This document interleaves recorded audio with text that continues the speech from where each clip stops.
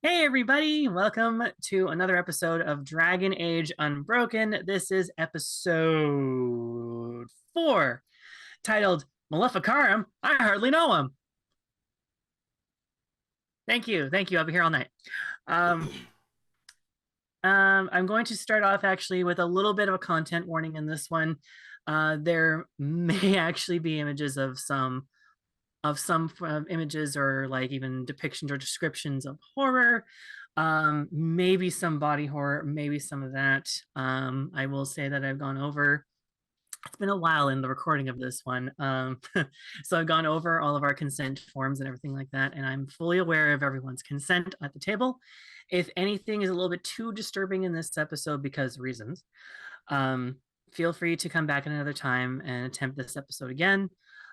We may even have timestamps where you can skip certain things. But as far as we're aware, there's going to be a lot of the psychological horror thriller stuff. If you're into that, you're in for a treat, as are the rest of our players here. Don't worry, I will be gentle because I don't do horror well either. So, hey. All right. Previously, our heroes in the last episode intercepted, still don't know what the plot's going on. Well, what kind of plot's going on or for what reason. But they were able to infiltrate a mine that was actually made into a smelting factory, made with actual and used with actual dragons, wherein our lovely Ravina, the got acquired herself a dragon through the means of being able to free, not only to communicate and free the dragon with the assistance of the cinnamon roll Brody, um, and the rest of the party too, in going in and infiltrating the mine. One from the front, one from the back. Teamwork. Do with that what you will. It's an 18 plus game, folks. Yeah. So Petra's got it. Uh, yes, and so they're able to infiltrate and at least stop the manufacturing of whatever material that is being created in there, which is a fusion metal sort of hybrid that makes it both indestructible as well as very, very not heat conductive, which for whatever reason ties into the mysterious plans known by the Acacians who want to do the work of the Purger of Filth. However, we still have no idea as to what those plans are. Will we find out this episode? We'll see. Let's meet the cast. Starting with our pseudo producer as well as our little cinnamon roll, we're going to start with Corey. Hi, everybody. I'm Corey, and I'm playing Brody tonight. Great. I'm running the show, so if anything happens, it's all my fault. It'll be a good one. Thank you so much for doing this last minute. Unfortunately, Mr. Gill is not feeling well today, so he is taking a well-deserved break. He is in charge of Martlet Games, so he absolutely deserves it. There is a lot going on here, and we're very honored to be having a space to be able to play this game. And Corey, thank you so much for stepping in pretty much last minute, so thank you. Next up I have is Mare. Hello there, my name's Mare, and I will be playing our Tevinter mage, Aurelia Levinicus, our Altus. And then continuing down our little snake trail here, I have Petra. You're next. Oh, I was typing a thing in chat to make fun of Aurelia. That's my bad. Hi, it starts. I'm Petra, and I'm playing Red Chain, our friend to everyone, and definitely no one will hold grudges against our Kunari mage. Everything's fine. For those of you who weren't there for the beginning of the recording, Petra did apologize to the entire cast, and they are now concerned and worried, which makes me as a DM very, very happy. Next up we have Garnet. Please introduce yourself and your character. Hey y'all, I am Garnet. I will be playing the very happy dragon mama, Ravina Bellstrom, heiress to the Bellstrom Vineyards, who regularly hands out samples of her wine because why are you drinking anything else? And last but not least, our other wonderful little cinnamon roll golden retriever of our party, Hire. Go for it. Hi, I'm Jair, and I will be playing Nodis Tollins, our surface dwarf, rogue herbalist, can talk to a dagger that apparently he only can understand and listen to, so do that as we will. And what was the name of that knife as well? The knife's name was Herb. Herb. All right, let's just dive right in there. Another thing that I should also mention as well, the party also received actually residences of their own in Hightown. So whether they choose to go with that or if they have a business of some kind or anything else, that is also to be explored in our next and final episode. We'll see what they're up to with all the stuff that they've received. So today, however, it's been a few days since you've returned from the mountain range where you went to go investigate the mines, which has been dispelled and taken care of. That mountainside now has a huge hole where a giant dragon just shot through. So to that day, that section of the mountain range is known as the Dragon's Hole. Now, the rest of y'all, you came in there higher. All right, it has been a few days, and with the new resources and two very concerned workers who you've rescued from the mines as well, we're able to cooperate with Aveline and Varric. Once that has been completely exhausted, I want to say maybe a couple of days or so later, I'm gonna roll a dice, and that doesn't help. Still doesn't help. Stop rolling good. There we go. Okay. Actually, it's appropriate. Red Chain, you receive a knock, or actually wherever you are in your residence or wherever. Like, are you in a? Actually, you know what? Have you chosen or selected a residence, or are you still remaining in the Blooming Rose? Currently have a residence. It is furnished in the Dragon Age equivalent of a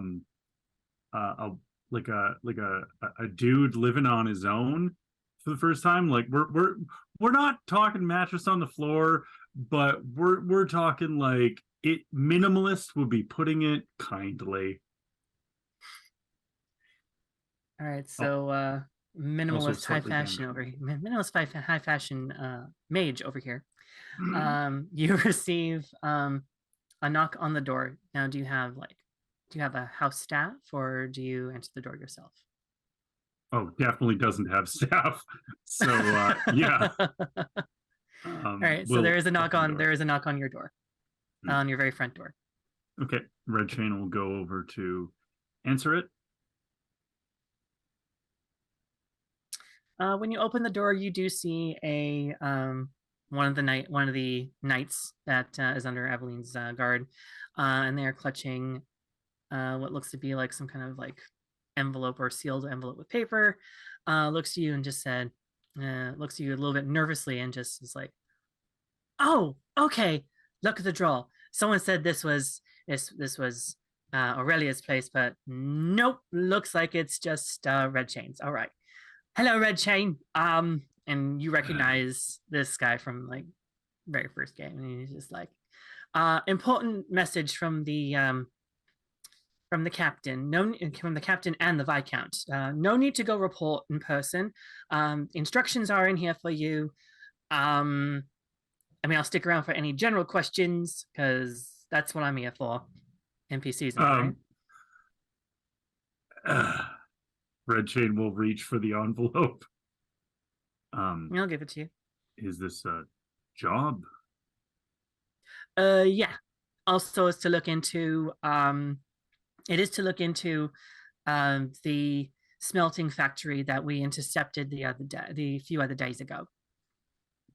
Okay. Are you going and gathering the rest, or am I supposed to do that? Oh, I suppose I could do that. Yeah, no, that's a good idea. I'll be right back. Okay. Red Jane just kind of stands there realizing that she just volunteered her place for that. It's just like, And he like just darts right off.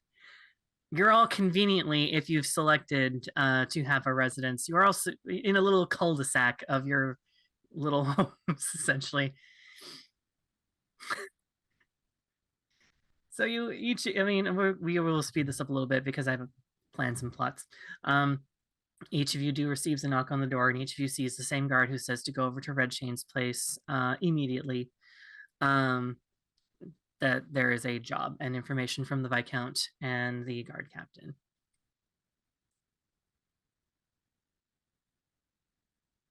everybody come over. I have a question. Is this the first time we're like seeing your place? 100%.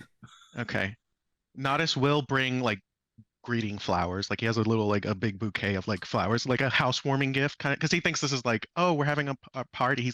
Red Chain is allowing us to like see their place. This is exciting. So it's funny that Nodis brings flowers because Red Chain has set up like a planter in the way that there's a planter and there's dirt in there, but she kind of didn't seem to figure out the planting part.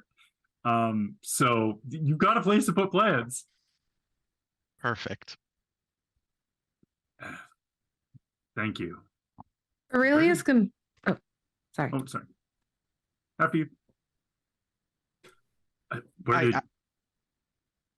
Well, I picked them. They were all homegrown, of course, and I thought they would be an amazing housewarming gift. Thanks for letting.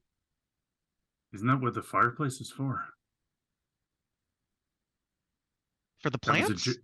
No, housewarming. I was making a joke. I'm very bad at it. Oh, I see. Okay. It was a good one, though. Do you want me to laugh? I mean, I can still laugh if you want. No. Okay. It's fine. Okay.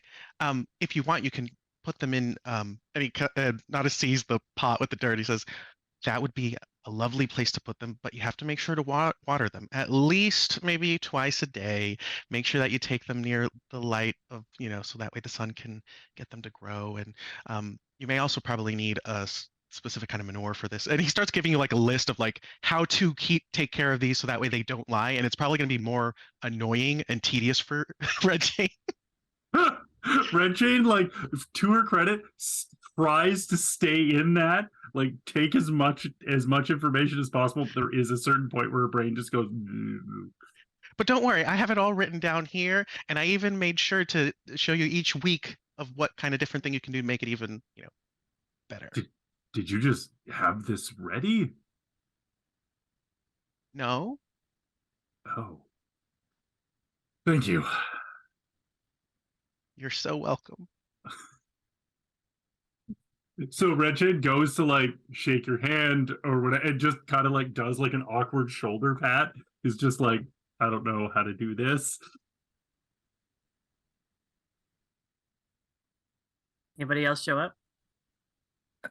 Aurelia has waited for Ravina to come out of her home. Like Aurelia will like stand there and is just like, I'm not going there. Like as me, not as us. We're going as a group to a place. Like I'm not going by myself anywhere unchaperoned, anything like this. So that's been her whole mental process.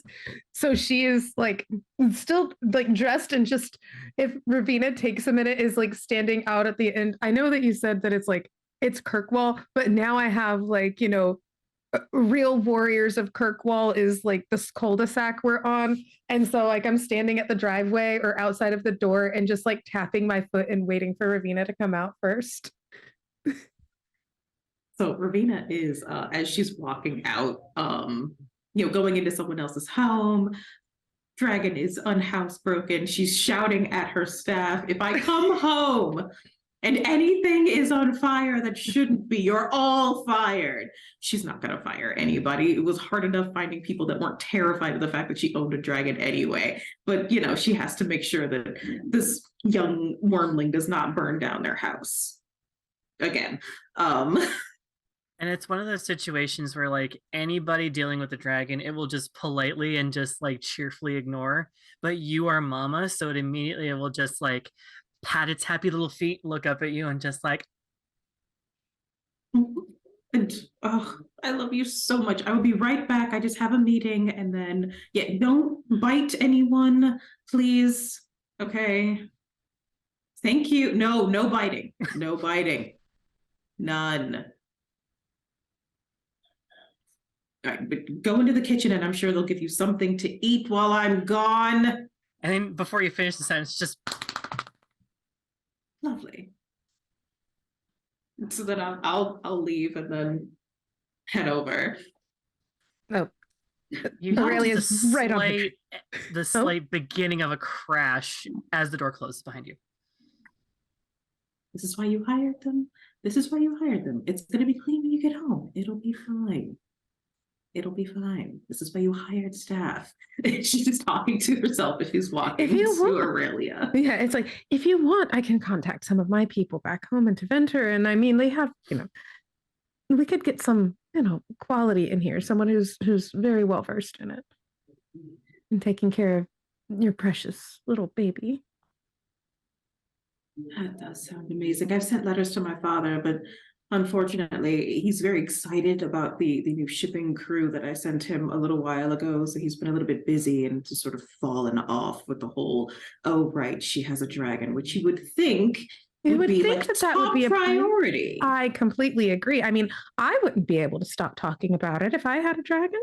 So, oh my goodness. Well, I will get in touch with my people. That would be something so blessedly normal to do. Oh, I love it. Thank you. Oh, anything for you, dear. Were we supposed to bring something? I feel like this is the first time we're going over there. What do you think it's like in there? Do you think it's just dark curtains and so no one can actually see whatever she's up to inside of her home? I can honestly say that I wouldn't even know where to begin thinking of what it would look like in there. Well, I guess we're going to find out. Aurelia. You have to move your feet towards the door. I'm aware. You lead the way. I have a bit of a headache. I had my hair tied too tightly before. It's given me a bit of a headache. I'm coming along. Don't worry. And she's looking around to see, like, is there what do you give a Kunari as a housewarming gift? This is not anything she was taught in school. She's like, do they even like gifts? Is that offensive if we bring them a gift? Oh my God, they might be offended. Well, I mean, you know me. I'm just. She just whips a bottle of wine out of her bag. Can I borrow one of them? It's like maybe it's both of us. Yeah, no, absolutely. That's from us. I love that. Yes, yeah. We and then I'll take care of you later. We'll figure it out. Yeah, it's perfect. Yes. Before you guys get there, Brody's gonna come out of his door trying to jam his like quill pack into his bag. He's like, "Oh, hey, guys, are you guys going together? Can I come join you guys? Is that okay?" Oh yes, Brody, we would be delighted. And she's like grabbing Brody and then almost like still shoving him like kind of in front of her. Oh, okay, yeah, great. Okay, I thought I was gonna walk with. I guess I could lead. No, this you can come with us. This is perfect. Cool. No, yeah, we're great. all going. I don't know the messenger. I can hardly understand their accents here. They said something. Wasn't a lot of details. Just go to Red Chains. Right. It's either some weird surprise party, which seems very out of character, or we have another meeting, or with some sort of mission or job or whatever. Yeah. I mean, really. Now we are here at the pleasure of the Viscount. And very quietly, you do hear sort of like nearish, not too far, and just like, right this way. That's the guard you were referring to. Oh yeah, lead the way. Still here. Yeah, you got it everywhere. Good job. I'm glad. Yes. Right. This is gonna be Congratulations, exciting. love. Your ears still work, and I'm so glad you were able to find your way out of the cave with very little trouble. Yeah, I had a little bit of tinnitus before, but it's all good now, I think. it's all gods now. She leans over. She's like, they're all gods now. What do they do in the mines? I truly don't know, but I really hope it's no longer our issue. I hope so. It was dreadfully stuffy down there. It did terrible things to my skin. No. Oh, I think I have something for that. Oh, perfect. I knew you would. Then taps, takes her hand in hers and taps. Like as we're walking, very, very Just leisurely. Just glacially taking in the sights. And after I say that, in. I stop and actually just take in Brody and look at his skin, and I'm like, I have something for you too, dear. Oh, that'd be great. What is it? Oh, it's a full routine. I will write down instructions. Does it involve a bottle of wine? That seems to be the most readily available from you. Of course it does, yes, but sweet. that's All right, afterwards. That's thank you. during the mask. Oh, a mask. Oh, Mm-hmm. okay. What kind of mask? Is it metal? Or... Oh, no, dear. Aurelia is snickering in the back, she is giggling so hard. Yeah, it is a very lovely exfoliating clay mask. You wear it, you leave it on for 20 minutes until it's completely dry, and then you very carefully wipe it off with a cool cloth after you have scrubbed it with a very intense pink sand. Where do you find pink sand? Don't. That's not for us to know. Oh. That's not for us to know. Don't worry about that. Okay. Okay. Just As know you that make I your will way- supply you. As you make your way over to Red Chain's domicile, you make your way in and react accordingly. Does Red Chain have any curtains? Yes, there would be curtains. So Red Chain opens the door. Oh, you came as a group. Yep, we did. Hi, I'm back. Oh, okay. Yeah, everybody in, I guess. Again, you might have questions. It's I don't know what's in that. In. Well, In the lair? What lair? It's a letter. It's a letter. Letter. Where do their T's go? I don't understand. We Oh, hide good. them for Aurelia next is season. here. oh, hush up. I brought you this. And I hand her the bottle of wine. And then I look around and I'm just like, you're still finding your interior decorator, I see. That's all right. I know people. What's an interior decorator? Oh, dear Lord. I'd sit, but there's nowhere to do that. And There's the floor. Oh, no. And I just hand you a card. Go see them as soon as possible. Oh, all right. Yeah, sure. In, I guess. Nodus brought flower. How is the Atash dragon in Kunari? Lovely. They are just the sweetest thing. And I'm sure you've seen them flying overhead. We're still deciding on a name because I want both of us to love it. And if they're going to be stuck with a name for eons, well after I'm gone, then I want them to love it. So we haven't decided on one yet. If you want good dragon names, Kunari stories, we have a lot of dragons in them. So it might be a good source. That's lovely. Thank you. Yeah, no worries. Yeah. And just Red Chain looks uncomfortable having people in her home. But yep. Nodus then says, "There you go, Red Chain. I went ahead and planted the flowers in the pot now, and I opened your curtains a little bit so that way the sunlight will hit it just right." Thank you. I do open those. They don't just stay closed. The neighbors haven't quite gotten used to me, I don't think, yet. Yeah, well, between you and having a dragon on the street, well, they have a lot to get used to. They're definitely worried about their property values, I'm certain. That's why we stay in the house. Yeah, I also made the mistake of walking around. I didn't have the curtains before, and I would walk around without clothes. And I found out that apparently my neighbors don't appreciate that as much.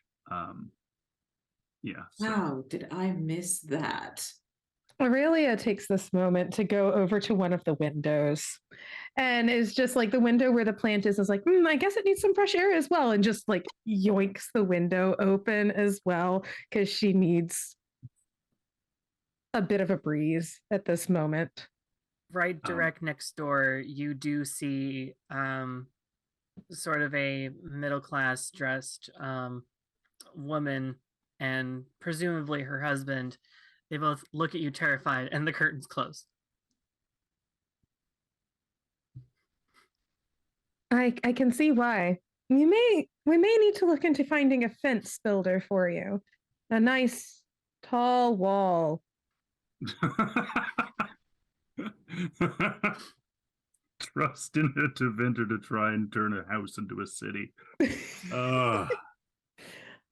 Well, and if it helps you any, I did over order on some furniture for my place. So if you are in need of anything, I'm certain I could find one of the spares to give you or something. You're offering me furniture. Well, where else are we supposed to sit? I thought the floor would be nice. Yep, the floor. Or you can lean up against a banister. Like that's what. This is Orlesian silk. This does not touch the floor. The guard in full plate armor awkwardly, but manages to make his way down and sits cross-legged, crisscross applesauce next to Nodus. Oh, right. And so Red Chain walks before would basically hand the letter over to either Ravina or Aurelia and will go over to stoke the fire to basically make it so the house isn't horrifically cold. The mantle to the fireplace is like, damn it, this is a new home. The mantle is damaged, just straight up damaged. But yeah. So yes, either I'll leave it to either of you, Aurelia or Ravina. Which one has the letter? I think I was standing closer to Red Chain as Yeah, I Aurelia did went to the window. I went to the window, yes. Yes. So okay. So yes, Ravina, you have the letter in your hand. You see the wax seal does have the Kirkwall official symbol on it, and very thick parchment. Seal is unbroken, of course. Feels like there's a map in here, and I just crack it open. Nope, it is just thick. Really thick paper cardstock, so it would last the trip. What you see is just a breakdown and write down of everything from Aveline, all official, militant bullet points at some point. The gist of it is that they have narrowed down who the potential person might be that you will be looking for. At this point in time, they have gotten someone who is able to at least be able to help you out. It's a middleman of sorts, or rather a middle woman, by the name of Valye Liuvan, who is a Teventer, and also a Teventer, not mage, but she studies magic and historical and things that are relevant to the Teventer history. Aurelia, you're not there. You do not see the name yet, but they, coincidentally enough, do have a residence in Hightown, and they are currently visiting from Teventer at this very moment. There is a followed note written in a different hand, which you then realize is Varric. It says, however, we do require caution. Try not to be so loud this time. I'm sorry, what was the name of the person again? Valye Liuvan. I'll actually put it in the chat right now. Okay, thank you.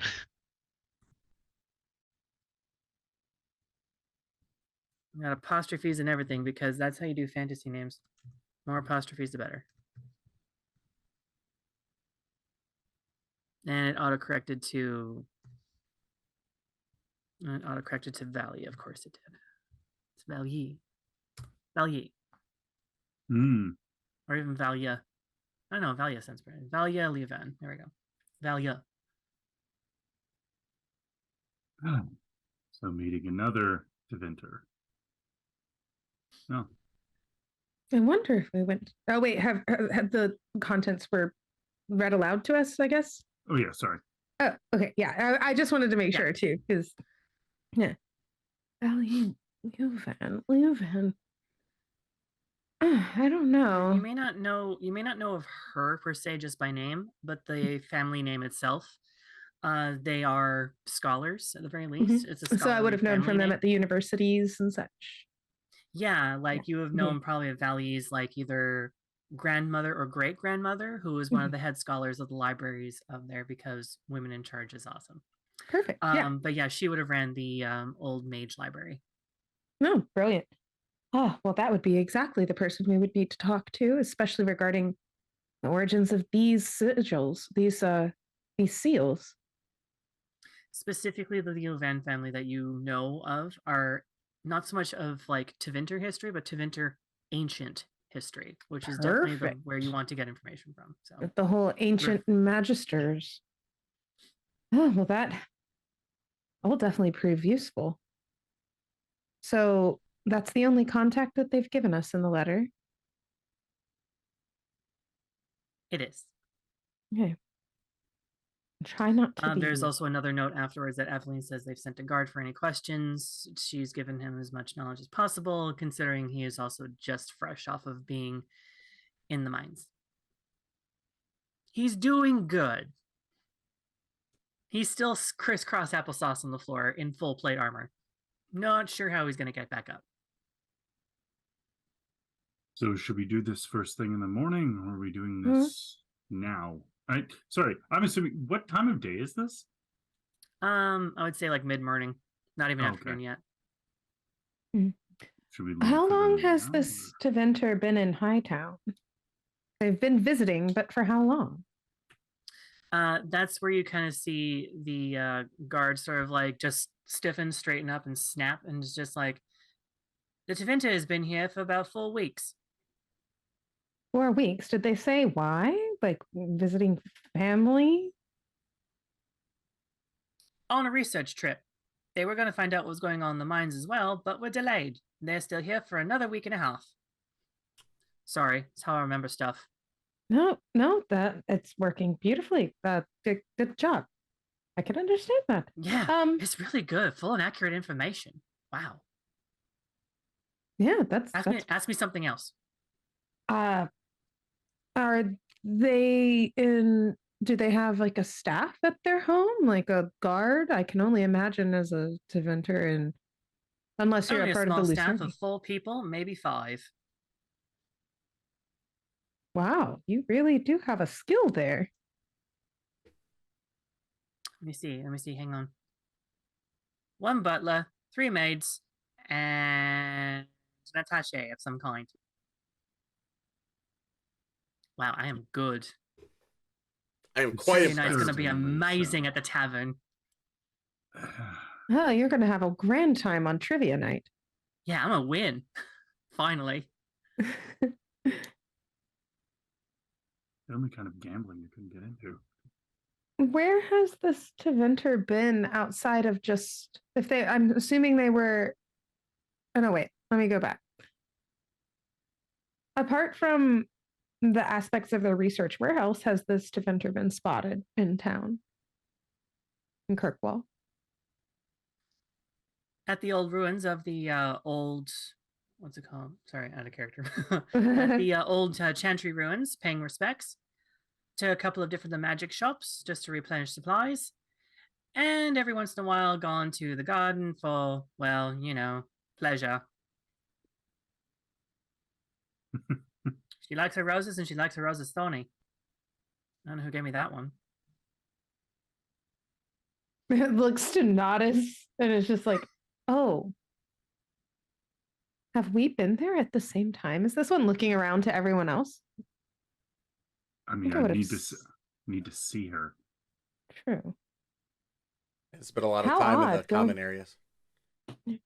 And would look to Brody as well. How odd, a Teventer going to the old Chantry ruins here. Doesn't Yeah. seem very Teventer. Because you didn't even go when you got here, right? I Well, visited I once only or go twice. I only go to the real Chantry. So, Oh, I forgot you're like that. Got it. Forgot. yes. Oh, I need to put that in yes. my notes somewhere. He'll start breaking out one of his But that bags. is interesting. Why would they come to visit the ruins of this Chantry to pay respects? That's very odd to me. Well, She's been known to be very respectful of all chantries, not just the one in Minmathros that you claim to be the chantry, and literally just like air quotes in like full armor. Red Chain will laugh at that. He's like, ha! Did I say something funny? Sorry, I seem to black out when I say it. That was great. Are you allowed to drink on the job? No, I am not allowed to drink on the job. Damn it! Am I able to use some sort of arcane cunning on this guard? Because I'm suspicious of this guard. Because at first it seemed like facts, and now there's a lot of opinion. I want to know whose opinion is coming through this guard's mouth right now. Okay. That is going to be a cunning. I had D10s. I was in Toreador mode here. Hang on, let me go and grab my D6s. Oh yes, and once again, this is a game that is played with 3d6s. 2 of them are the same color. One of them is a different color. That one we call the dragon die. Dragon dice. All right, well, run that one by me one more time. So you're going to have to roll a cunning roll. All right, cunning. So it'll be cunning. And do you have any magical specialties or anything like that, or cunning specialty? Yeah, I have 2. I have cunning specialties in arcane and historical. We'll go with arcane. Okay, so we're running. So okay, sorry, I've been in dice pool land. This is still a dice pool based on the number that's here, or is it that's just we roll the 3? No, we just roll 3 dice. These 3. Oh, sorry. Any specialties will give you a +1. So okay. +1 to your total. Okay, so it'll be these 3. Sorry, it's been a hot minute. We can cut all this out. It's been a few weeks. Yeah. It's been a little bit. Yeah, I've been sucking people's blood lately. Yeah. So you'll just roll your 3 dice. You'll let me know what your total is, and you'll let me know what's on your dragon dice. Okay. You'll then, because of your specialty, you'll then add 1 to your total. But my cunning has a 4 next to it. So add that 4? Yep, then add 4, yeah. Yes. Sorry. So there's a total of 5 added? Okay, all right. Yes. So I rolled okay, I teach history, not math. So I just run games. Help. Oh yeah, I know. Mayday, right? So I've got a 9 on the dice, but then that's gonna be a +5 with cunning, so that'll be 14. With a 2 on the dragon die. Okay. Again, I know I keep saying we just keep mentioning the dragon die. It's just been our habit just to say what's on the dragon die. I would rather just for keep flavor. It. Absolutely. Honestly, just for flavor, and I love that. So based on the dragon die number, you really have to dig for this knowledge. You really have to give a good think on this one. And while we were focusing on that, we were looking into. Cut this out as well, Pat. Sorry, completely forgot what we were rolling for. I apologize. Mary, what was it what you were rolling for? No, I want to know who, because this is clear to me. This is clearly a spell on this poor lad. Gotcha. This is clearly a spell on this poor lad. And at first it was facts. Now it's opinions. And I just want to know who's saying it. So unfortunately, you won't be able to find out who it is just based on the dragon die. Well, with the 14 that you do recognize that this is a memory spell of some kind. Very specialized. Not anything, unfortunately, you'll find in any kind of Dragon Age wiki or anything like that. This is of my own making because I'm the DM. But this is actually to help anyone who has either suffered from some kind of memory loss, PTSD, or anything related to any trauma that may have happened in their lifetime. That being said, this poor guard has gone through quite a traumatic experience, and they're just right now trying to redevelop memory and redevelop even being able to form opinions. So it could very well be his opinion. It could very well be opinion of someone else. my own That's creation. good. I Feel like free that. to praise me as you will. I'm kidding. I like that. That helps. Yeah, no, still having just kind of like that moment of just kind of there's like that little crackle in the air of magic, just kind of like she's like it's like thinking, but there's static electricity. And she just Yeah, it's goes, that brimstone kind of smell. And yeah, yeah, anyone, yeah. Just like, anyone who's brought attention is brought to it does have a slight. Anytime he's like, it has that sort of brimstone kind of electric about to happen smell. mm-hmm. Yeah. So she Birdie, just you was like, smell it. Ravina, you smell it. Definitely Red Chain, you smell it. Nodis, smells like petrichor. "Aw." Stone when it's about to be wet. Um, I realized what I said. Sorry. Hey, it's your game. You run it Damn how it, you want. Mare. it's not just me. It's Bear's fault. It's not just me. It's just I thought I was muted. I thought I could laugh in the privacy of my own mute. You're muted, but I can still see you. Okay. Wait, so regardless, old ruins of the Chantry, garden for pleasure, blah blah blah blah blah. Okay, but they have like a staff and they have a house. And do we have the address of this house in town? Blah. Blah. They say Okay, the cool. address. Yeah, I'm sorry. Yeah, great. Like, so we have the address. It's like, well, I suppose I could write a letter first announcing a call as opposed to a call. You have no reason to believe that they'd be hostile of any kind. Oh, well, glances to Red Chain. Say no reason. But you guys are becoming fast friends. I don't see why she can't become friends with the other one. It takes time. Yeah, that's what it takes. Just This is a very special circumstance that we have going on here with our little impromptu makeshift family. Also, I just got a huge kick out of the fact that the two of them hated each other right on sight. So my joy of their discomfort brought us all together. I don't know if that's going to work for everyone. this is true. And besides, if they want us to try not to be loud, then I suppose at least announcing a visit from a fellow Teventer within town might be, or especially if their services are needed at this moment. And besides, if this is one of the suspects, right? This is a suspect, then Middle person. middle person, right? First with honey, then with not honey. Yes, that good job. To the points to the guard. I just realized, can someone help me up? I think I'm going to be stuck here. Yeah. I've got you. And Red Chain will just come up, grab them under their arms, just easily just whoop, lift them up. And their little Right legs now. just dangle and then just straighten and then put them down. And then it's like, oh, that was a relief. I almost freaked myself out for a minute there. It was you can imagine how difficult it was the first couple nights. I slept on the floor before I could get a good bed, so I know how difficult it is to get off of this floor. That's terrible. Do you still not have a bed? I hope you have a bed. This is a very nice place. A place like this should have a bed. No, I have a bed. It needed to be Bigger. Word. Outfitted. Reinforced. Reinforced, yeah. Sturdy. Sturdy. It needed it to be sturdy. Yeah. Makes sense. Well, anyway, unless there's anything else you need, I'll report back. Anyone else? Anyone else? What? Any other questions for our dear friend here? I mean, just our well wishes. How are you? Fine. How's the place you were staying? Are you staying somewhere nice? Are they putting you up somewhere nice now? You don't have to stay here and answer that. No, it's Me? called common courtesy, Red Chain. I just have a bunk in the barracks like everybody else, but it's comfy. Okay. And I'm around people who want to make sure I'm okay and stuff. They keep checking in on me.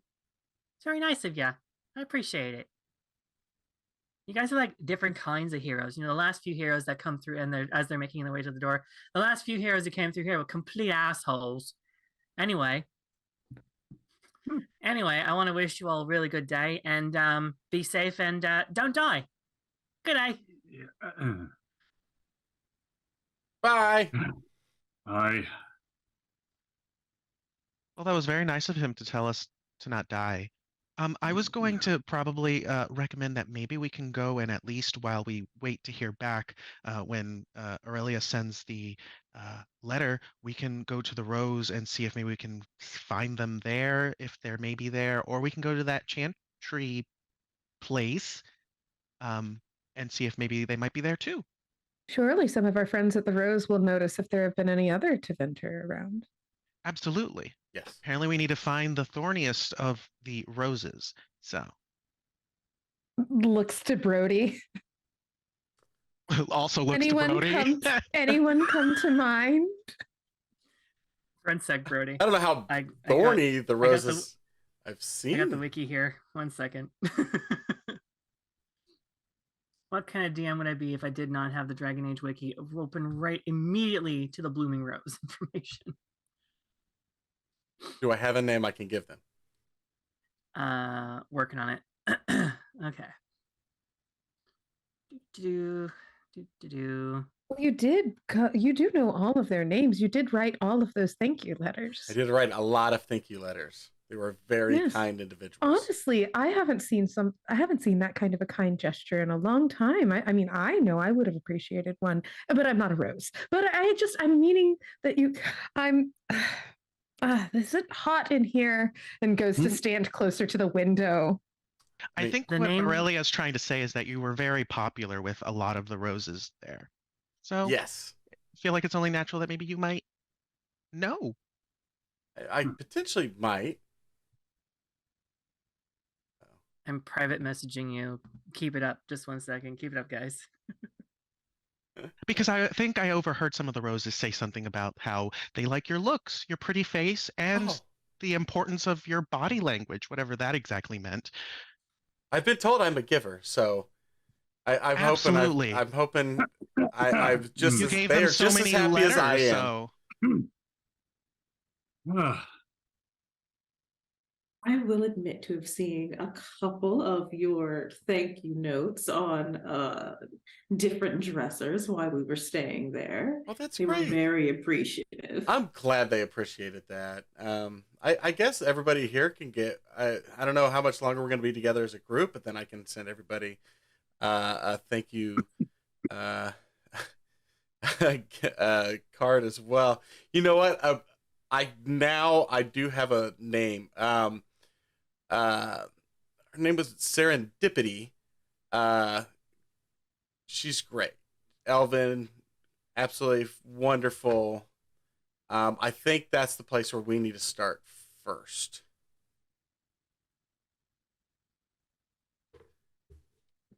Well, then we can do that. Let me write this letter. Red Chain, do you happen to have any pen and ink? The quill, ink, parchment? I do. Wait here. And Red Chain's going to, like, for a moment, look like they're going to be like, oh yeah, no, I'll, like, and then they realize it's in the room and they pause for a second and they're like, I'll be right back. Walk in, come back.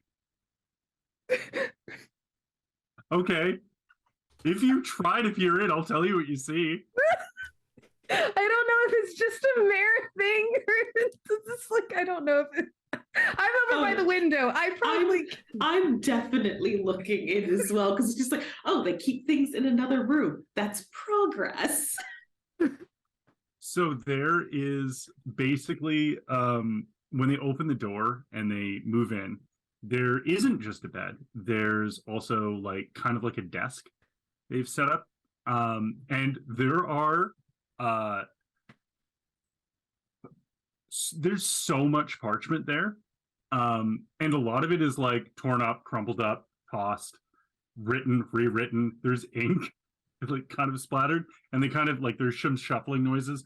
They come out with a couple rolls of parchment and go, why is everybody looking at me? Here's the parchment. Oh no, thank you very much. That's exactly what I need. And she just kind of looks around for any sort of surface. I'm sure like there's like a built-in counter sort of place. So she just starts penning a letter, something in very eloquent script, very much along the lines of, hello, unusual to see another countryman here, so far from home. Just I heard that you were in town. I also have a few questions that perhaps you could answer. I've come across something very curious, and I feel that your expertise may be helpful. Big flourishy signature. Pen hands it to the guard. Can you take this to their residence? I had indicated that the guard had left, but Oh, dang it! Oh, I'm so sorry. I will forgot that indicate you. for this, they were just waiting outside. Okay. Oh, excuse me. Could you take this to the residence that you told me about, where they have the butler and the maids and that too? Right, yeah, I'll do a lickety split. Anyway, I'll see you all around. You have a really good day. And Okay, just hurries off. As he hurries off, please don't lick her. Oh gosh.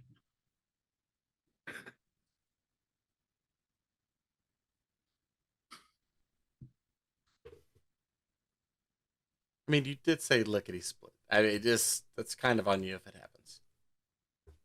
It's the licking and spitting. That just is so strange. I can never understand. Is that some sort of local phrase?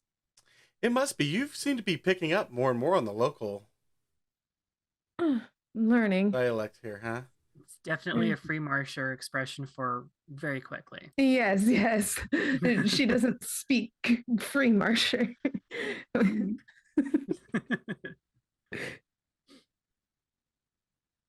Yeah, so armed with your information, yeah, I will say also every single one of you is prepared for this adventure, so there's no need to worry about that. How are we splitting up, y'all? Are Are we some all of you also staying as well, just in case? Because I would have assumed you would have addressed it to Right. Red Chain's residence. So some of you may want to stay.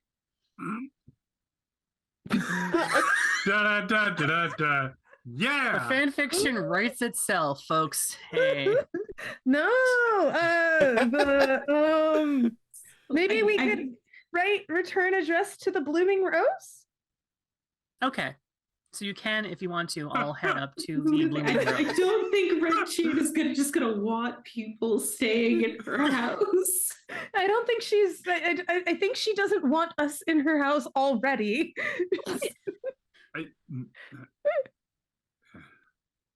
But she's been very nice to host us. Let's not all forget that. Yes. I'm right here. Are we incorrect? No, you're not incorrect. And that's fine.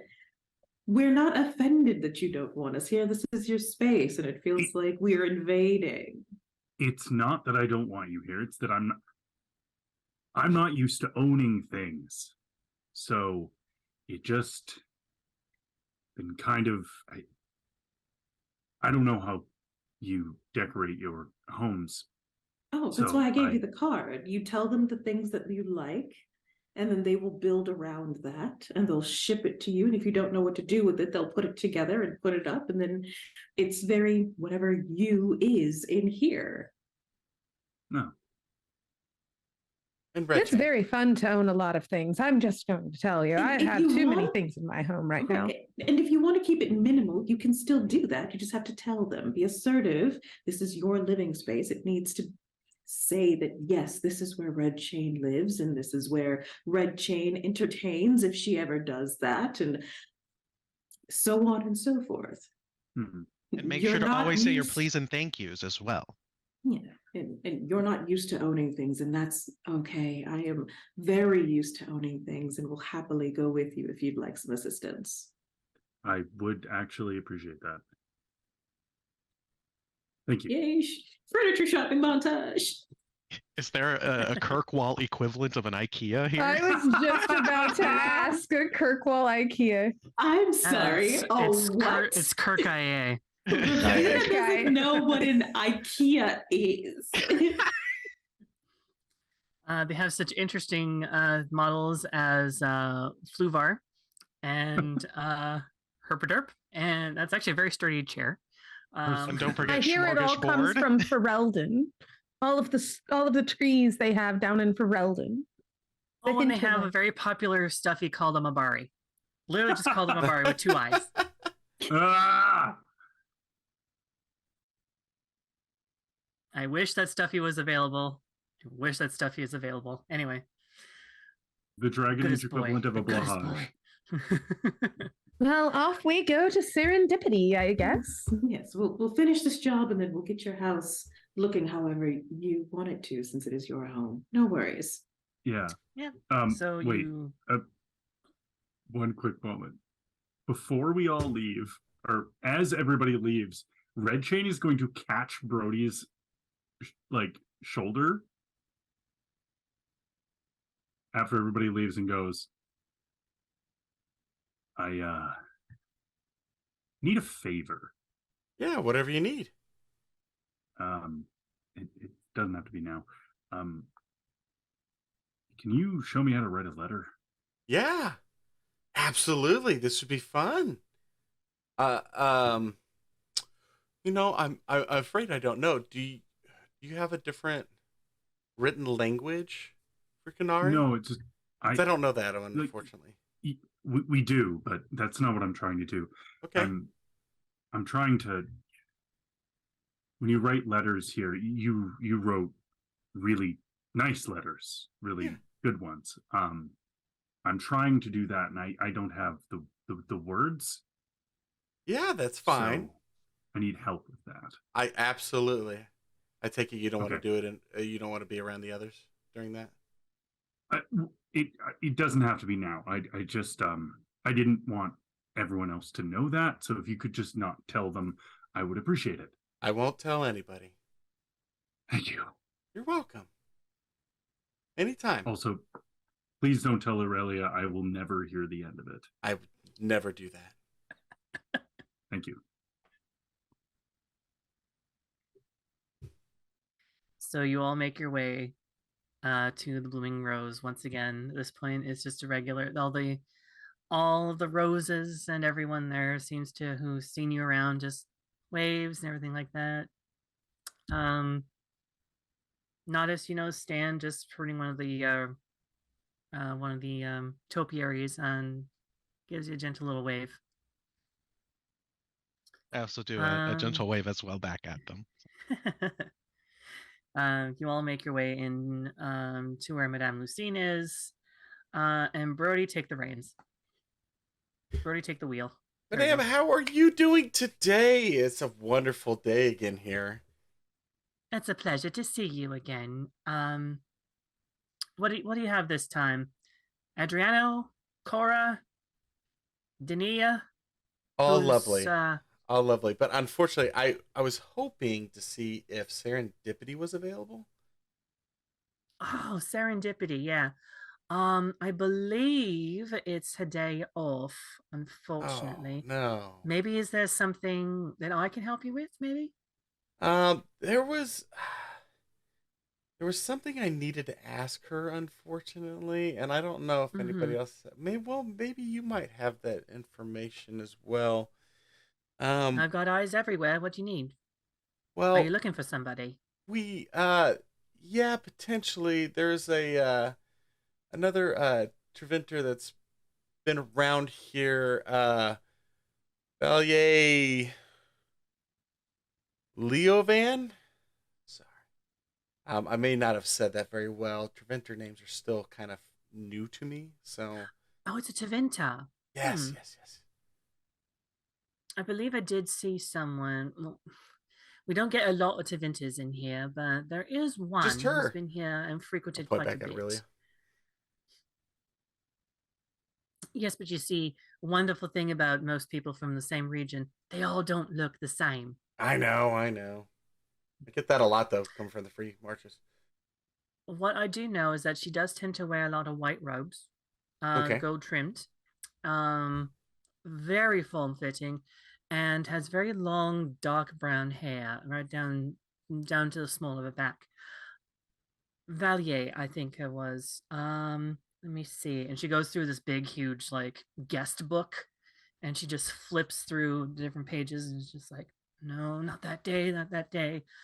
Um, and you see that she had been in the day previous, and does, have the address of where to find her and everything like that, and just like, oh, here's her address here. If you need to speak with her or anything like that, I just need to know the last time someone, and this was years and years and years and years ago, even before the Inquisition was formed again. Um, the last time someone came looking for someone who was with one of my girls, my roses, if you will, um, I lost two good workers that day. Oh no, we don't want that. No, Can we not repeat that this time? absolutely not. It would break my heart if anybody would be harmed because of And it this. would break the books for me if I lost another one. So, and I got a really nice, and she points to the wall where it says cases, days of, uh, was it days, like the incident sort of counter sort of days There kind have of been thing. 0 days since the And last there's, murder.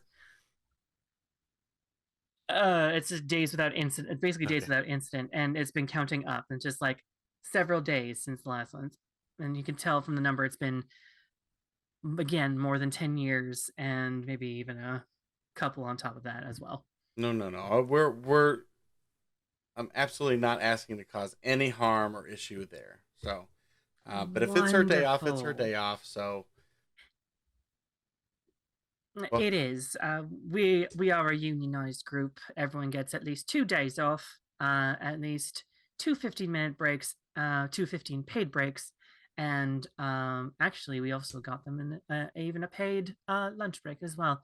We make sure that they're very well taken care of here, as well as all of our clients. We want happy roses are happy clients. You know what I mean? absolutely. Well, thank you for your And time. your rave reviews are really going to bring in some business. So Oh, I that's great. really Let me know if appreciate you that you need any did that, more. Brody. It's just a quick write. That's not a problem at all. You're molten enough and being a little sweetie, sweetheart, and she does a little gentle. She's an older woman, so she does a little gentle pinch of the cheek, and she just means it very endearingly. Okay. So I'll turn back to the group then. Like, wow. Unfortunately, Serendipity's not here today. It's her day off, and we got an address again for uh Leo Van. I cannot say that name. Um, but so maybe we should try the Chantry. I don't know if this will affect you, Aurelia. Seeing how it's the fake Chantry to you, even though it I is I'm burnt down.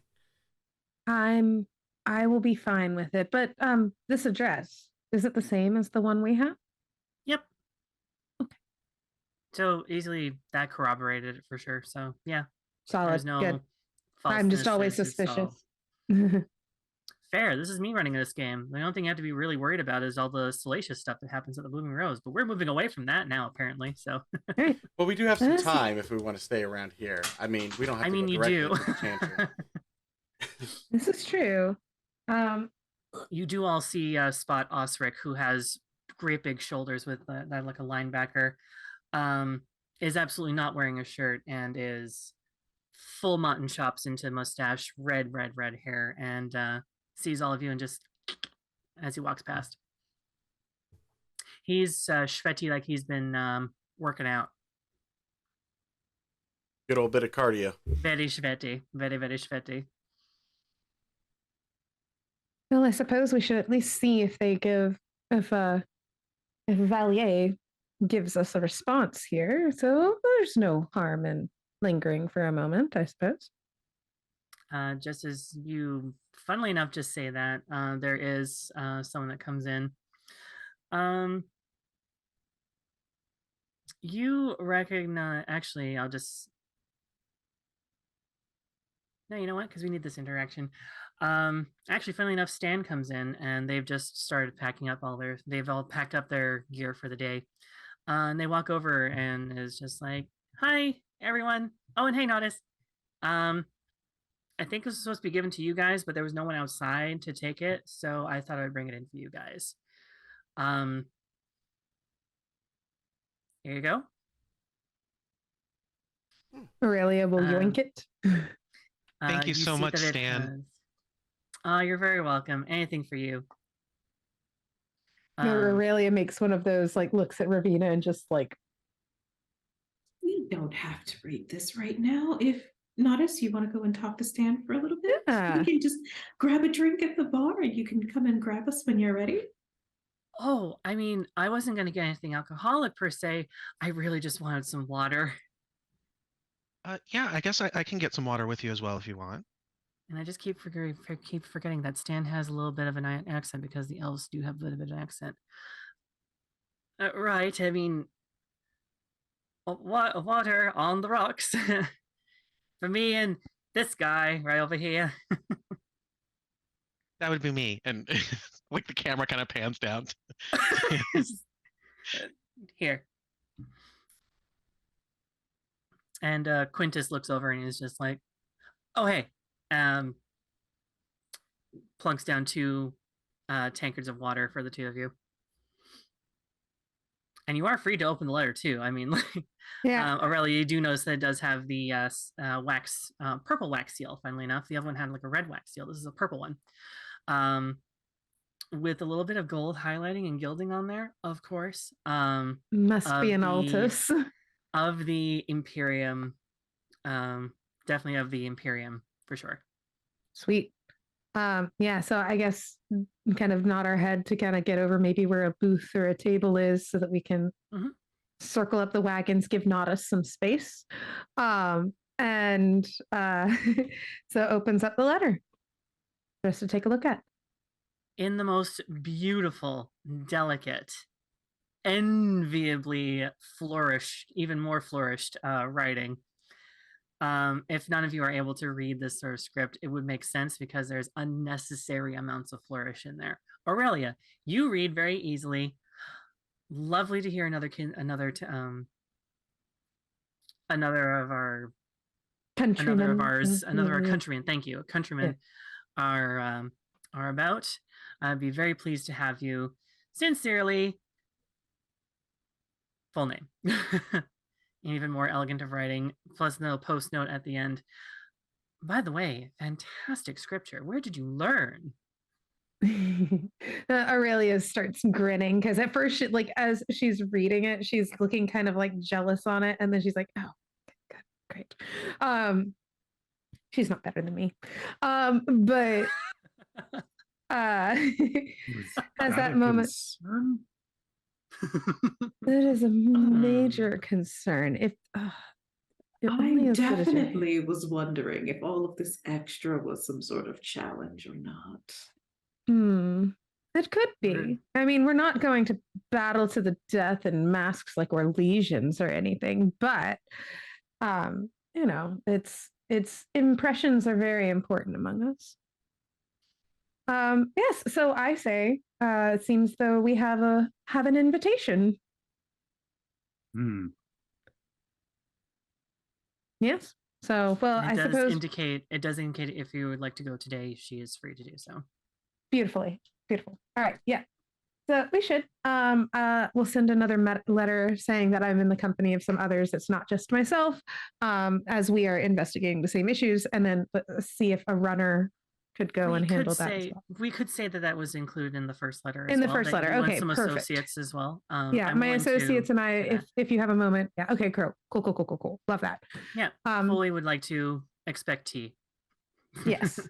I say, well, I hope that you guys like tea, and so I so hope that she has some of my favorite delicacies. If she's a woman of any sort of class, then she would definitely have brought in something from home. And it's been months.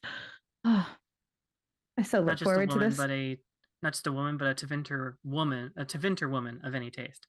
A Tevinter Altus of any taste. There you go. There we go. A Teventer Altus of any taste would have only the finest, and I've been slumming it out in the deserts and following the Lucerne around for so many months. I haven't even had the taste of real sugar like that, like real Teventer sugar. Honeyed And biscuit. while Aurelia is just trailing off and just enjoying all of this, Nodis, Yes. you're enjoying your water.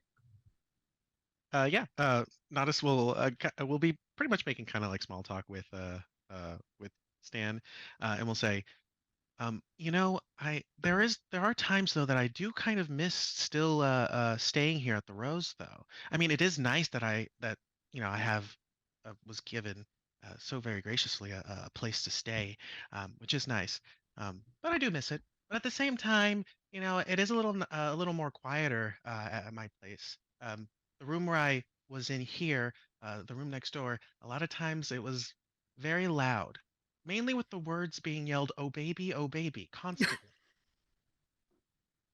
It can get just a little, I wouldn't say annoying, but as long as they're having fun, I think that's what really matters here.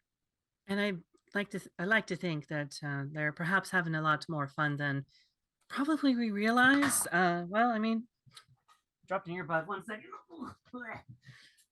We'll cut this part out. I mean, yeah, I mean, so long as we have, but you'd think people who are frequenting this place would have a bit more of imagination and a bit more of a vocabulary that may be able to use fewer words than oh baby, oh baby, oh baby. Perhaps maybe. I mean, I've only heard one person who said, oh yes, oh yes, oh yes, oh yes, but that was about it. Oh, okay. Up and down Interesting. the scales. She was a very good singer. Or he, I couldn't tell either way. Regardless, all kinds. Oh, well, I also wanted to ask you one other thing, actually. I know I might have mentioned it a few times, but I am hoping to eventually open up an herb shop here in Kirkwall. I think Oh, I that's might be getting wonderful. pretty close to hopefully getting it all set up with everything that's been going on. I was wondering if you would for sure would want to also um, help out in that because I know you like you know plants and things like that, and I also like plants and things like that. So it kind of just sort of awkwardly like waits to hear it fly.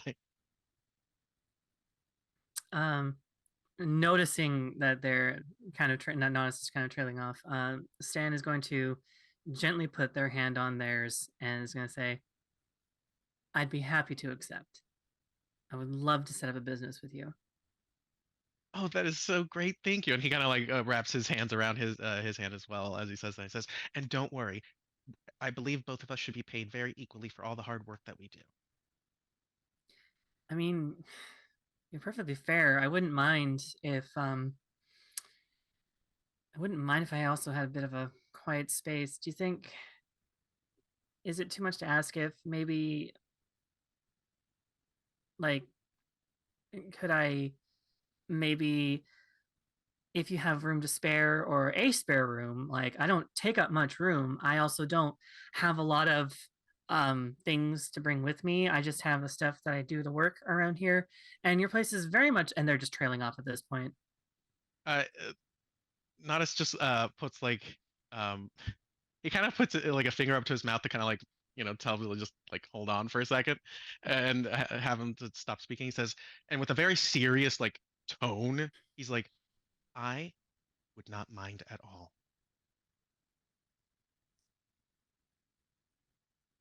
And with that, there's a bit of a smile and a wee bit of a blush. They're pasty like I am, so that happens really, really quickly. So, and very obviously.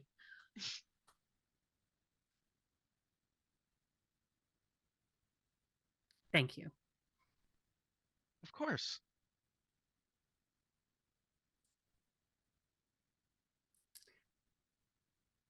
Oh yeah. So the rest of the party looks like they're about ready to go and everything like that. And Nodis, you do notice that the party may either be trying to catch your attention or at this point And of course, they are all blissfully unaware of what's happening, you giggly little bitches. Nodis will say, "Oh, I think I probably should get going. Well, it was nice catching up with you. I'll make sure to give you a key of an extra key, so that way you can just kind of go in whenever you want, of course. Um, I'll I've still get got a back to bit you. of, I still have a bit of work to do before I turn in for the day. It's still freaking early. I don't even know what I do with my day, but I will. I don't know. You can either meet you here or maybe at the fountain in the center of town, and then we can head back to your place afterwards. Yeah, the fountain sounds absolutely lovely." And then he just goes, and since he sees everyone, he's like, "Okay, I'll see you later. Bye." And he just quickly hops off and runs off to And the gang. as you're going away, they jokingly turn around and just like, and don't worry, it's on me, indicating the water. He's like, "Thank you." Freaking Quintus just is like cleaning a thing of like, cleaning one of the bottle glasses and just like, it's fucking water, it's free. We exited one conversation with Aurelia talking about how she craved sugar, and then we just got sweet tooth overload. Just Welcome to my Satisfied. games, folks. Satisfied. Completely satisfied. You're welcome. All right. All right. So, you have your invite. You have your ticket in, essentially. Do you go? Away we are we going to the ruins first, or are we just going to go over and then maybe we can have them take us to the ruins? Have them Well, take us. I mean, she gave you the invite to go to her place, so it's assumed that she is there now. She's there. So Let's there's do no that. reason to go to. We need to Cool. dress up for this occasion as well. Like, I feel like Nodis would probably Yeah. ask and be like, since we're meeting this very important sounding individual, do we need to dress up?" It wouldn't hurt. Ooh. I mean, I'm always ready for the occasion. Red Hey. Jane looks like she was just hit with something. And Nodis looks like an actual bush. I'm always just in traveling clothes, so I don't have anything particularly nice. Oh, we can fix this. So I've made friends with the tailor in town. Francois. Yeah, so at least enough to kind of gussy up what we're working with here. Ravina, you're perfect as always, but the rest of us, consider it a gift. Consider it, I've not visited anyone else's house, so we'll consider this a housewarming gift from me to you. Do you want to visit my house? No, but from me to you. Because I was gonna say, I'm like, Nodis, I feel would have definitely had already told you guys, come to my house Oh, whenever you guys want. I've been at Nodis's house many times. Nodis's house is where it's at. That's right. I definitely have also been to Nodis's because like I am just looking at this garden that has somehow bloomed overnight and just salivating, just like, how do you do this? Please teach the people that I've hired because they are useless. Literally Nodis. Again, of course, when you just said Nodis is a literal bush, I think of like Pigpen from like the Peanuts or like Charlie Brown. Just a little dust cloud. I'm just like, that's what I picture. But Aurelia's just like, she's just like, housewarming gifts because all of us received nice things, not necessarily like, we don't all need to throw a party. That's a lot of parties. That's too much planning for many of us. So, it's just celebration. And also, my goodness, some of you need some color in your life. Let's go. And just you all head to the tailor that is very obviously Orlesian, full mask for one thing. It's the dead giveaway. Which Brody makes you then realize and think, that mask that was mentioned earlier, the Orlesians wear theirs all the time. Their skin must be fantastic. Absolutely. As for the and then each of you who is getting an outfit, actually show of hands, who is getting a new outfit? I assume Aurelia is making me get a new outfit. Yes. Yeah. Who am I spending money on? Yes. Yes. These Red Chain, Nodis, and Brody. So Does Each of you this gets tailor measured do out. leather work? Oh yes. The Emboss, reason- and they look at you and just go, embossed leatherwork, darling. And then they go and produce a pair of boots Wonderful. that has beautiful filigree that looks like it's just like sort of like dented in. It's the not embossed, but it's the Engraved. like, There's engraved and engraved. embossed Thank is you. embossed is like the where it's inside. Or, no, embossed is on top of, and engraved is like where it's pressed in. So it's the innie Oh. one.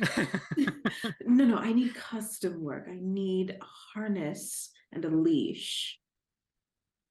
Look, the I don't need to know what dragon. your lifestyle No, is it's- like. I can absolutely make Have it you for seen you. Serendipity as well? Yeah. Oh, she's a regular here. Ah, okay. Yes, but it's not for that. It's for a dragon. I need to make sure that when we're out and about, he Oh, may we? Of doesn't get course. away. Of I'll bring him in course, for measurements and whatnot. Oh, absolutely, absolutely. And you're a friend of Madame over here, so I will make sure that you get the most amazing custom and also a really good discount, like you're going with to get everyone's outfit here. Thank you. Okay, what do I have here? I have presumably a human. I have a dwarf. I've worked with dwarves before, and oh my. What gives. I am going to have to use a And full this bolt is for Red you. Chain. Okay. Oh, it's a pleasure to meet you. I just have to use a full bolt of fabric for this one. Okay. And then speaks in Orlesian to you. Hey, vite-moi! Maintenant ici. Merci beaucoup. And then just you are brought, each of you, after a few minutes. It is getting close to like proper like tea time as it would be. So each of you is given a nice garment. And you are free to dress or accessorize or even just say what the outfit looks like to your liking. It is very much to your character's taste and liking.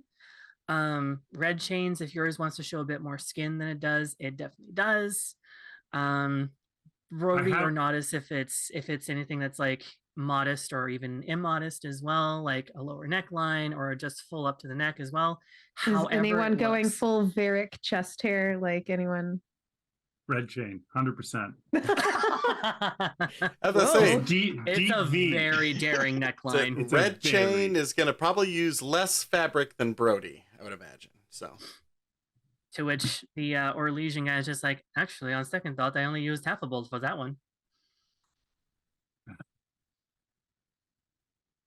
So for Nodis, I feel like his took maybe a little longer than expected because he couldn't decide what color he wanted his like outfit to look between it being blue, green, or pink, and he kept choosing between the three. But then it ended up him going for like the standard, like you know how like for most like fancy like suits, it's like the black, like the black with the white and whatnot, and almost so like he kind of has that, and so he kind of looks like a little penguin kind of vibe. And then the collar is all the way up and like probably way tighter than what he would probably ever want in his life. So he kind of has to like waddle a little because he just feels awkward in it all. But he has these very, very like nice looking shoes that almost have like a light blue look to it. So they're like really shiny and sparkly. Like the thing you would notice would be immediately the boots. I expect a drawing. I know you do art, so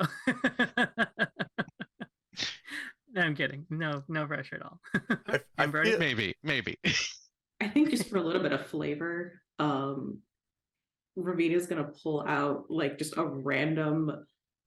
It's like bigger than a bracelet on her, but not quite long enough to be a necklace. And then just kind of, it's got, you know, like a couple of sapphires in it, and just put that on Nodis and be like, here's your pop of color, dear.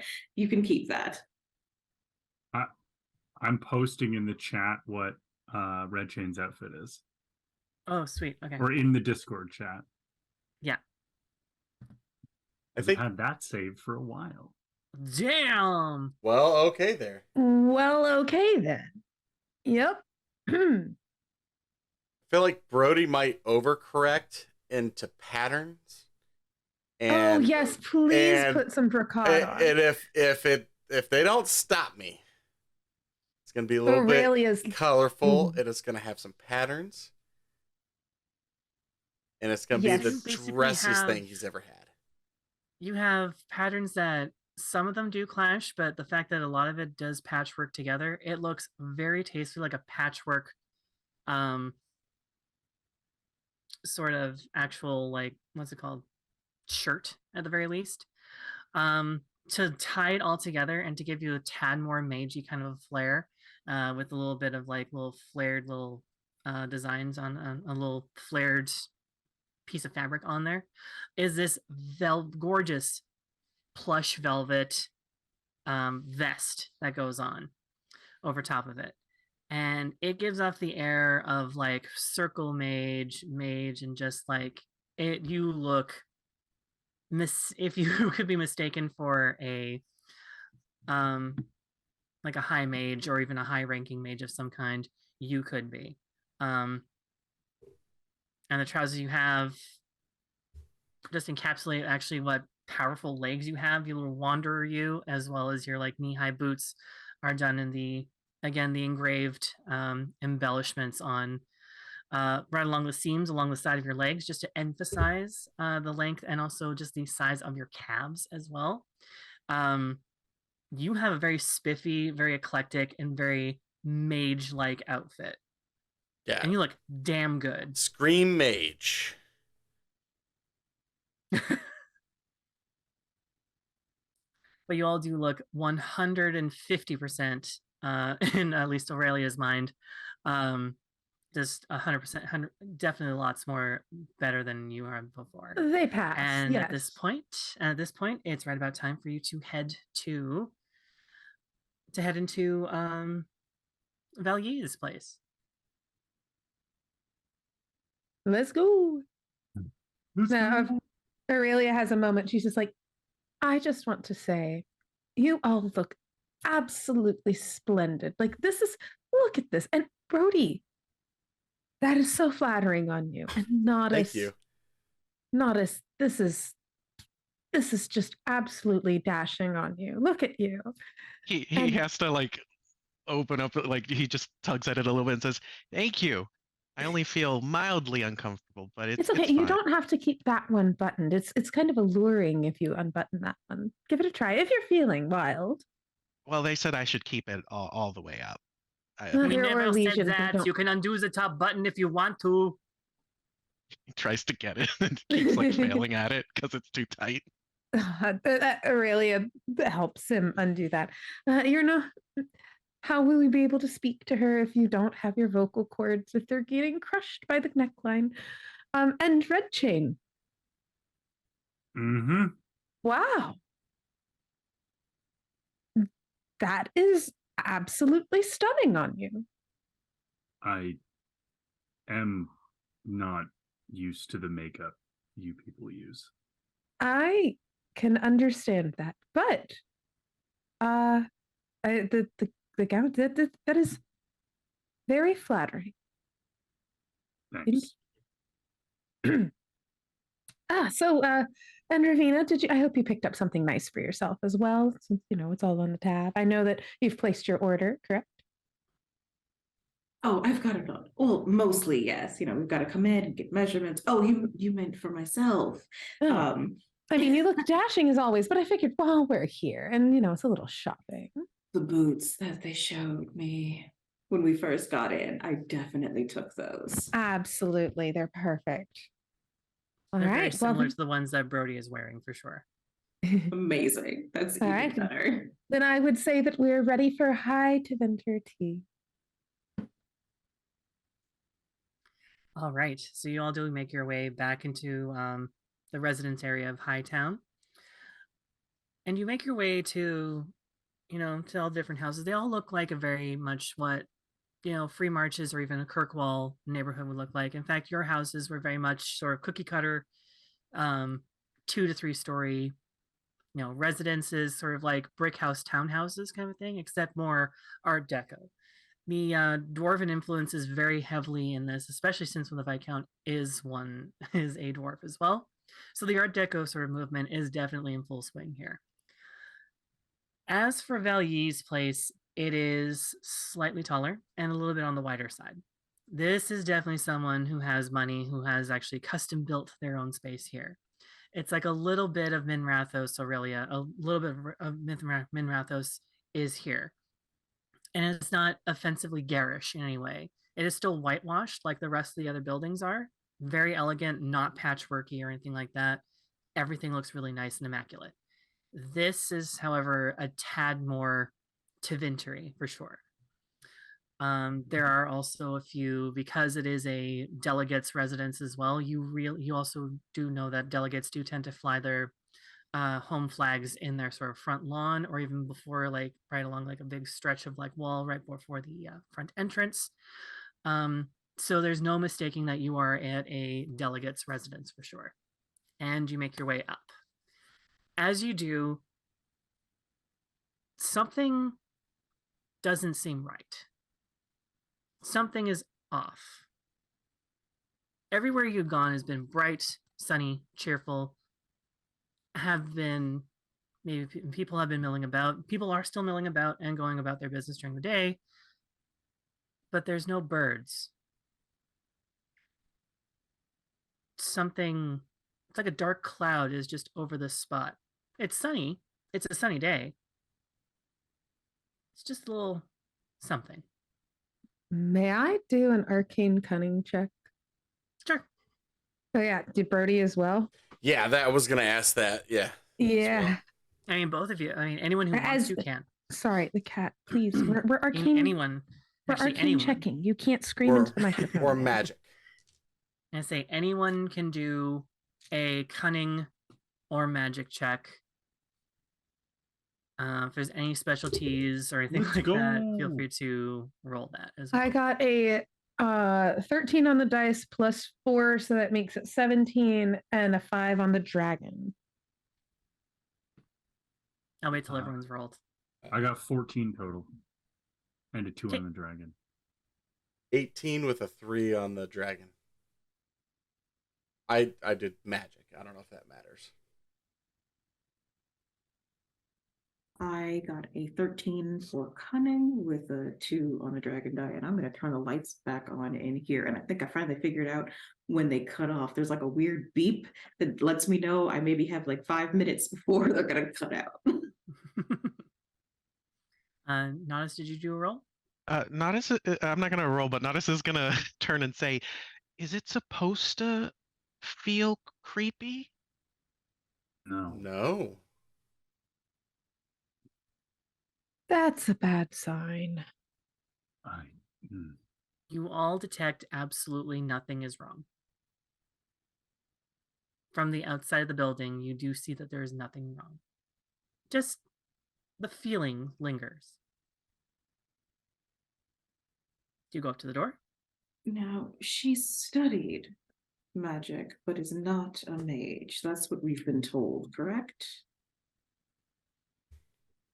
That is correct. Some of you may have known one instance. I mean, it's very specific. It's a very specific example, but there is a dwarf from Orzammar who went to study magic. Now, dwarves naturally do not have the aptitude for magic. Valyi is Tevinter. She is not a dwarf.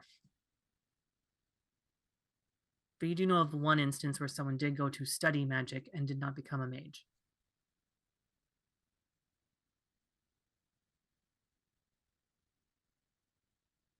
This could be something else. Oh, we look The door is amazing. waiting. The door remains waiting, closed. Yeah. We look amazing. We're already here. She has information we need. And if has it- invited us to tea. We might as well go inside. Just stay on your guard and say nothing of the seals that we found until, in fact, I'm just going to have you say nothing of the seals. Allow me to bring that one up. And also,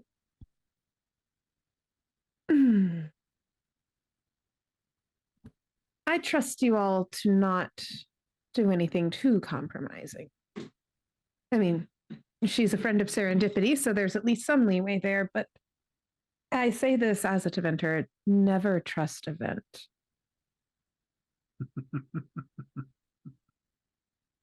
Everything that she will say, she will likely have something else she means by it. I mean, you've met me. So Just be on your guard. Who would like to do the knocking? Aurelia will knock so that Aurelia, we you don't walk cause up. property damage. Aurelia, you walk up to the door and knock 3 firm times. There is no answer.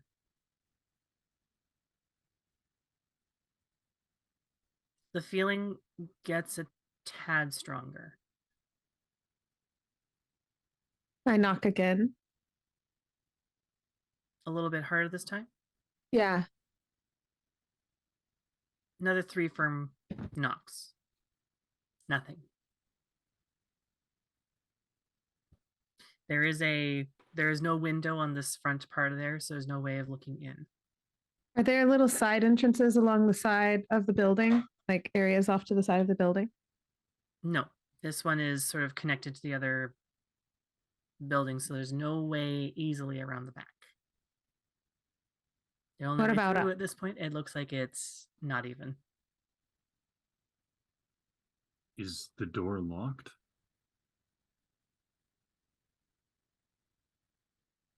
I will try to open the door with my hand. The knob turns very, very easily, and you're able to push the door in. And it swings open with the creak. Well, that's nice. They left the door unlocked for us. I guess we can go in. I don't think many people do that in Kirkwall.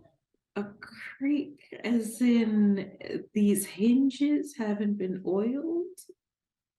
And And the butler's not meeting us. This is devastating.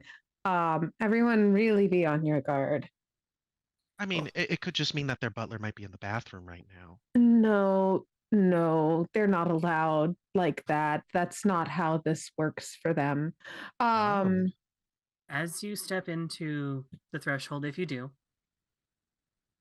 I would like to open the door and can I look inside without stepping? for sure. Yeah. Yes. No, the What door do I swings see open. in the foyer? After the door fully swings open, you are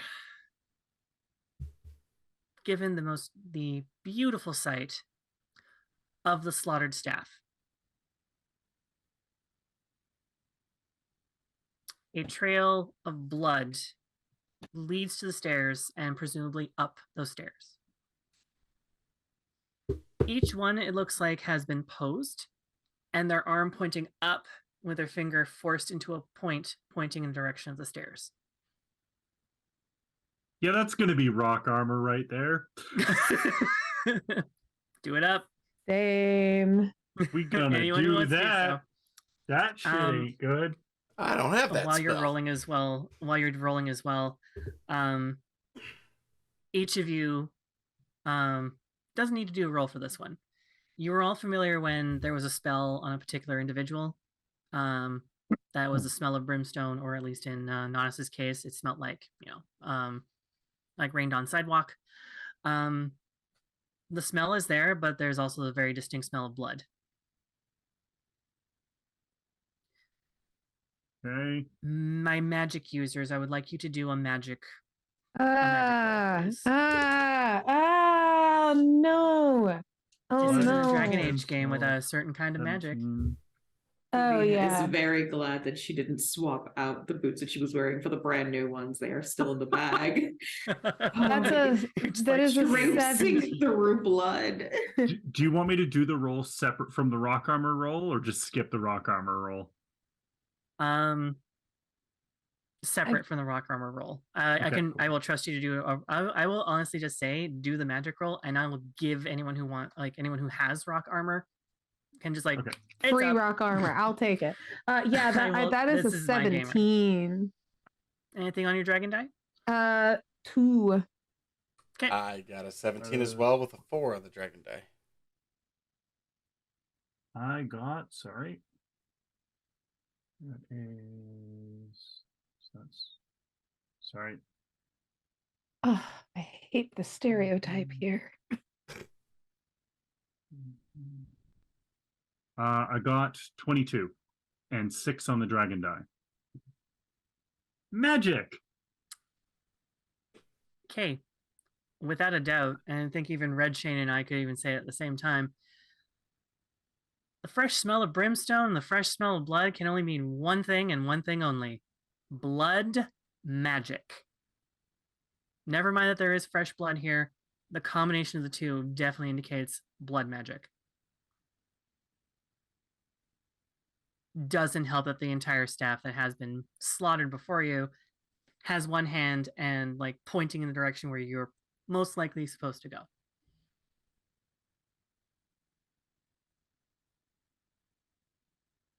I'll take the front. Well, this is obviously a trap, so how do we proceed? I'll take front. Close the door. We're going in. Yeah, no, getting guards wouldn't make any sense. They'll probably just die. All right. Yes. Yeah, Reggie- Aurelia closes the door, and yeah, Aurelia is closing the door, but she's also like, as we're there, looking kind of right and left, kind of out, like not just at the glowing sign of blood that's heading up the stairs, but just trying to see anything else happening, anything else hinky. Just that's the It's hinkiest just- bit.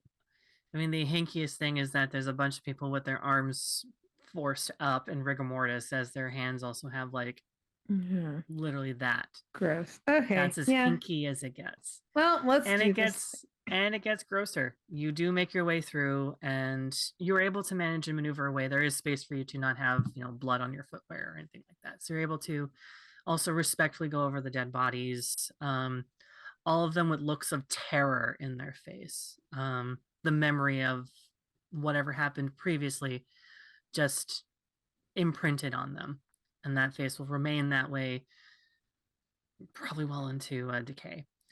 As you make your way up, you see even painted with blood arrows pointing in the direction, sick, twisted little smiley faces, jagged smiley faces, that lead you all the way. And there's any of the doors that you pass have a huge X on them. And you're probably indicated because it's probably not the door to go into. When you try that door, it is locked. There's no way for you to in unless you force your way in. But when you do follow the end of the trail, you do see a door with a huge little red circle, and underneath it on the floor is another jagged smiley face. This might be the door, presumably, since it's the only one with a circle on it, is the door that you should enter. How do you proceed? Everybody should be ready for what we might see there. Have any of you been in this situation before?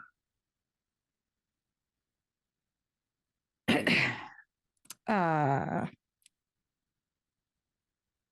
Not like this. And then Ravina is just gonna whip out her staff and it's gonna expand.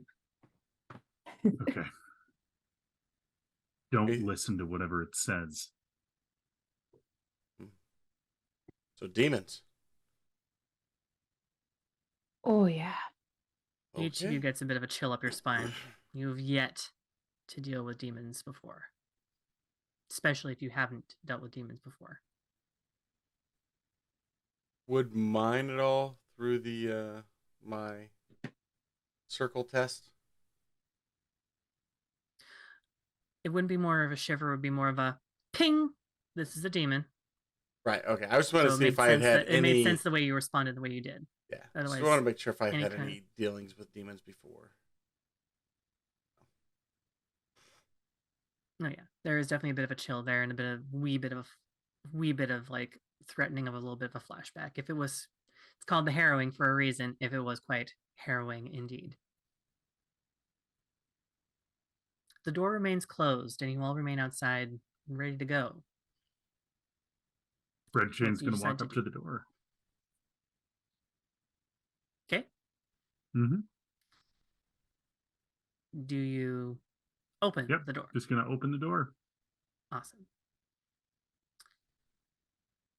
Do you want to take a look first, or do you want to just mosey right on in, like allons-y? Yeah, should probably look inside first, but I'm gonna mainly be trying to like stand in the doorway. So if there is anything, I don't want my friends to get hit or attacked by it. So I'm just gonna try and block basically the door frame as I'm standing there. You see a room that is like a blood bomb has gone off. The walls are painted. The window is smeared. The window, of course, is shut as well. Everything was the center point. There's nothing at the center point. However, on the blood-soaked four-poster bed is something wrapped in a black blanket, and you do see something that's like a rhythmic breathing, as if it were breathing very, very deeply.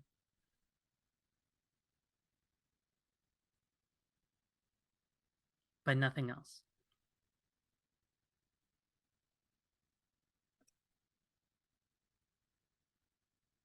Yeah. And Virgin's gonna like gesture for people to follow, but like not really have the words. Aurelia's following very closely behind, very, very like staff at the ready as well. If you do make your way in, nothing, by the way, nothing happens when you walk in through the threshold. Nothing, you are able to just walk in. If each of you follows behind Red Chain or after one or the other, you are greeted by this sight. And you very distinctly see what Red Chain could be looking at right now, which is a wrapped up body breathing on a blood-soaked bed.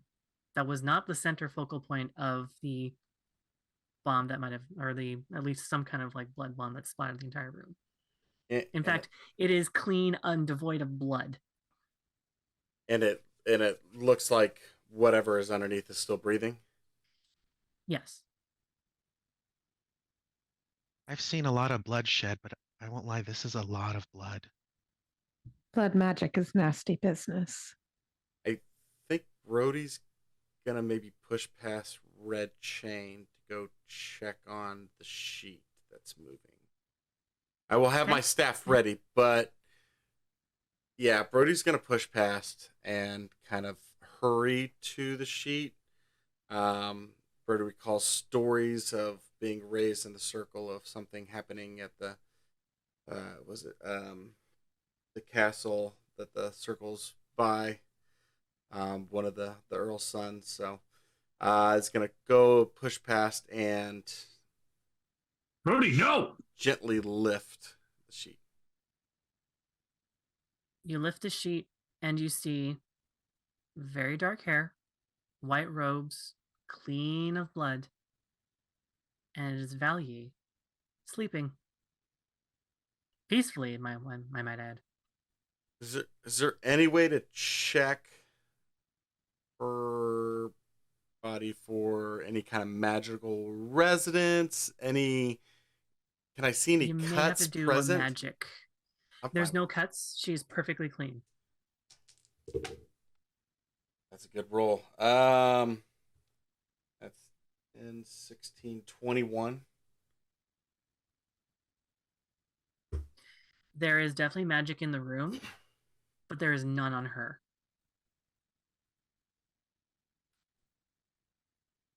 Something went off in here. And she's doesn't appear to be injured, cut, lacerated. Nope. Is the Nor sheet? Is she... Sorry, go ahead.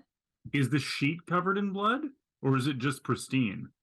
It was completely devoid of blood. I mean, if you check underneath her now, it does have like a smear of blood where she was lying, but otherwise it is devoid of any drop of blood. Aurelia wants to go to the epicenter of this splatter mark. I'm going to get each of you to say where you are in the room, whether you're in the corner or anything like that. So we'll go through sort of intro things. So Brody, right now you're at the body of Valye at the bed, correct? Mm-hmm. Which is the opposite end of the room where the door is. just to indicate. And Okay. it's also fairly deep into the room. Aurelia, you said you were going to the epicenter, the center of where everything is. You mapped it out, and you are in the center of the room, corner of a carpet. You're able to see. It's definitely the center of the room where this all happened, but nothing else seems to indicate what went off exactly here. Before, because I know you want to do a roll. Before we do a roll, I just want to get everyone's location. Red Chain. I would presume you're sort of behind Brody, or where are you in the room? Behind, basically between Brody and Aurelia would be where my positioning would be. Okay. Ravina, where would you be?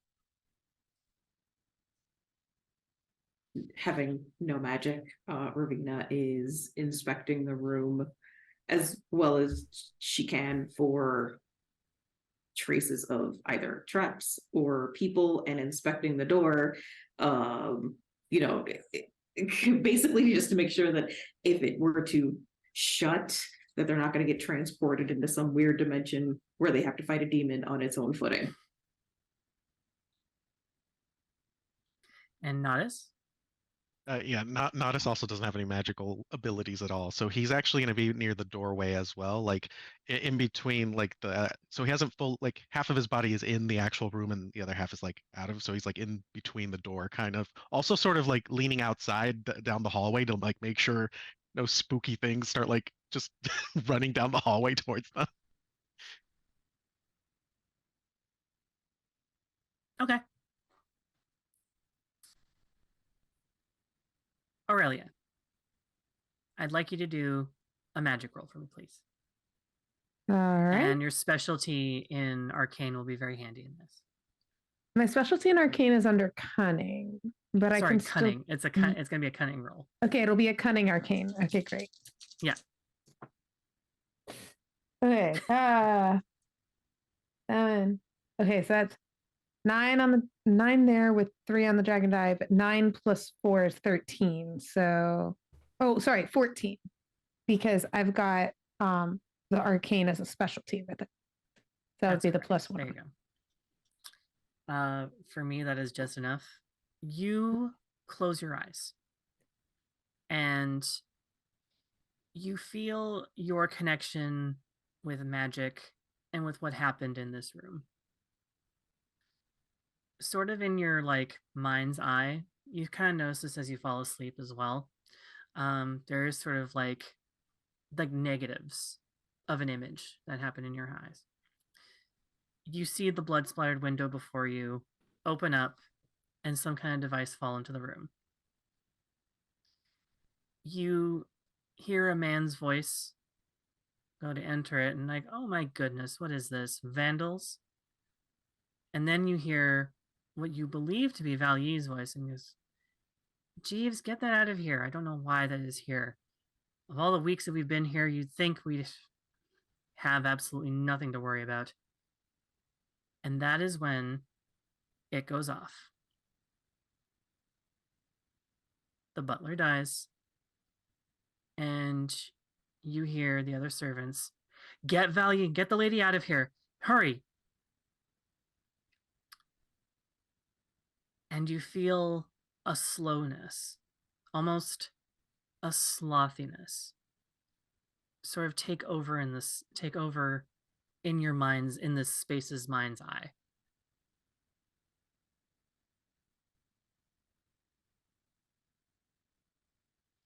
You snap out of it and you're back in the room. The feeling is all gone. Oh God. Okay. Ooh. What happened? I saw it. I saw what just happened here. I think. Then she would relay what she just saw, because I'm not going to be able to do it nearly as eloquently as you did. I was kind of piecing it together anyway, so it's fine. No. Hey, the better. It's just like some sort of artifact in the room, and the butler touched it and gestures to the splatter everywhere. That doesn't. Yeah, but the artifact didn't make the smiley faces or the X's. That doesn't explain that. Nor does it explain why she is free of. Was she in the room when it went off? Yes. Why think. is she clean then? Red Chain, do you still have your chains? Your fancy. Yeah. For some reason, I didn't Red bring Chain- my shackles with me. Yeah. Left mine at home. Whoops. Kicked under the bed. And Red Chain will pull out hers and walk over to the body and with the intent of snapping them on the wrists. I'm going to go find a chair to go put her in, potentially. Or maybe just leave her on the bed. Yeah, injured, potentially. I'm going to leave her on the bed. For sure. So you leave her on the bed. There is a blood-soaked chair in the corner. No, that's okay. That's fine. Do I manage to snap them on her wrists easy enough? You do. Okay. And very little fight is from her.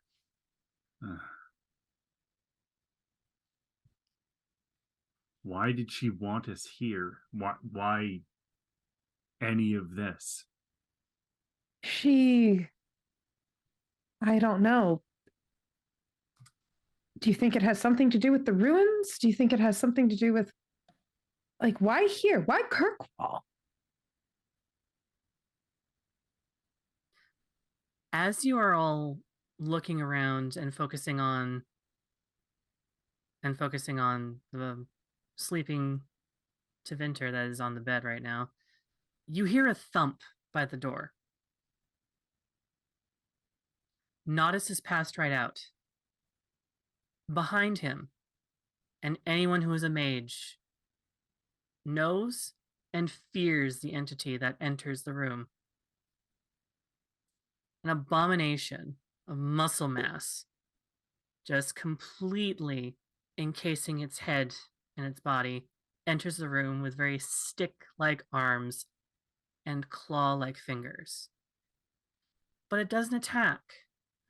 It slinks into the room and looks slowly at Nodus and says,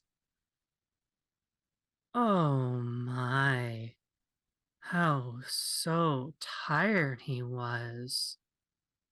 Wouldn't you all like to just lie down?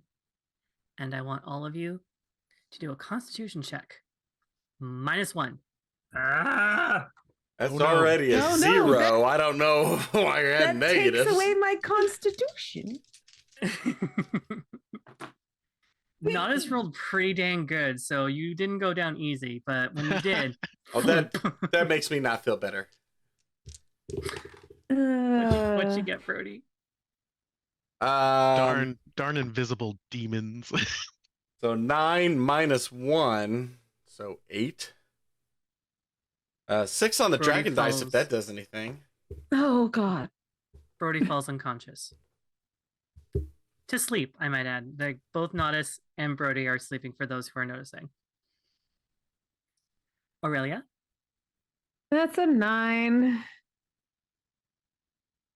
Y'all Aurelia need to falls hit the unconscious.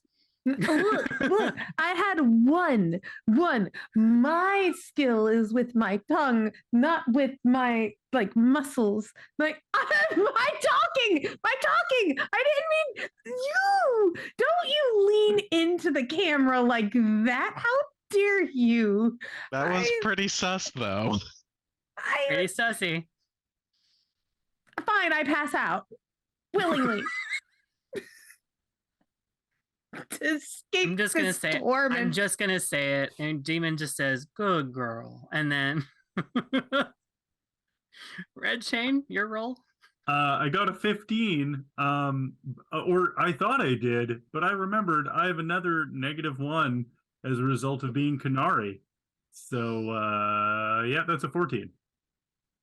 We've got something for you because again, this is your game. So, Ravina, That's a 12 with the -1. Ravina, you fall unconscious and fall asleep as well. Oh, not on the blood-soaked floor. Yup. Face plant. In my Full silk. on. There's just also just a actual like vocal groan as you fall asleep. Just, and Red Chain, you feel the sloth demon's hold just take over you, and you are brought down to one knee as you feel just the sleep and your eyelids heavy and your body just want to give in to slumber and to sleep and to relax and just to take in the warm honey of the voice that is emitting from this creature, and it is focused on you. The last thing you see before everything goes dark is just the demon looking at you and just says, just give up like you did so long ago. And everything goes dark. Now, Red Chain. Yep. Mm-hmm. As your eyes adjust, you find yourself flat on your back. You look up and to see, I don't know, have you been into the Fade before? Probably only in dreams. Yep. And this is true. The Fade is a thing where those who are connected to magic, not dwarves, unfortunately, but anyone who has a connection to it, has usually seen the Fade in dreams. For mages, it is a tad more dangerous. You soon, as opposed to just as you're actually feeling out where you actually are, Red Chain, you do sit back up and just sit right up and feel the world around you. Normally in your dreams, you don't feel your feet, you can't find your hands, or if you're able to find your hands, you're able to wake up. You find your hands, you find your feet, you find your entire body, you find you are sitting on some brown patch of dirt grass combination. You are physically in the Fade. Oh, good. Great. And a dark shape is heading your way. And it looks like it draws an even dark, shadowy blade. Cool. Roll me some roll me your what's it called? What was that word called? Come on now. Am I seriously forgetting the word for this? Starts with an I. Initiative. Initiative. How do we roll the 3 dice for initiative? Same roll as usual? How do we determine that? Oh, I'm going back in the rules book. It's been a while here, folks. Sorry, everybody. It's all good.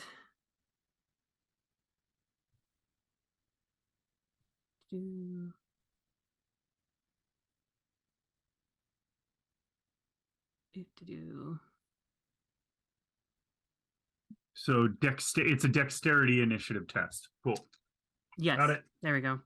Thank you. No problem. That is a... Oh, there it is. It's right there. So that is 10. 10 with a 3 on the dragon die. Cool. They got an 8. You go first. Okay, cool. Well, we're gonna go straight into. How close are they? They are approaching. When you act, they're at about 10 feet from you. Okay. No, I'm gonna say 20 feet from you. There's a bit of distance in there for you to plan and just shoot something out. So if you have anything ranged, like a spell, you can let that go off. Yeah, I'm going to do Fire Blast or Flame Blast. So just be a moment. I have to look up the exact TN for that. Which should be on the actual spell itself. Yes, I'm just bringing it up one moment. Yep. Mages, everybody, mages. Okay, yeah, target number 12.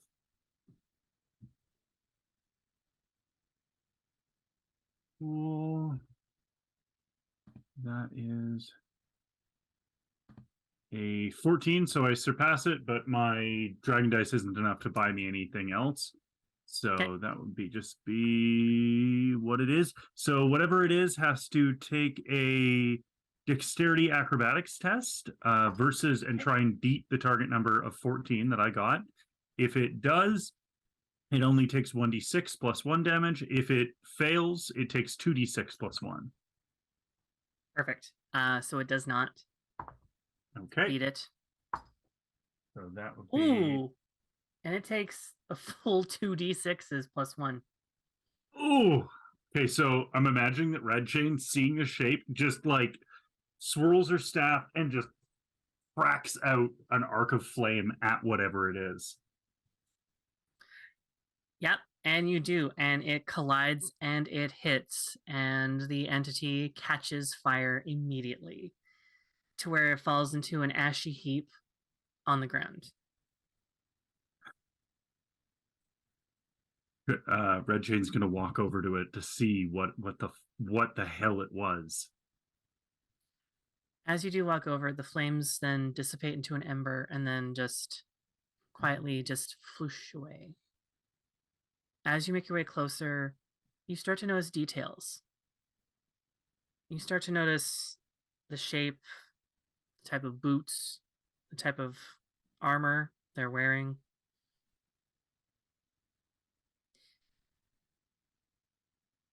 And then there they are. Your captain, Silent Aegis, lies burnt and dying. Them looking like they're trying to catch their breath as you walk into their right in their range of sight.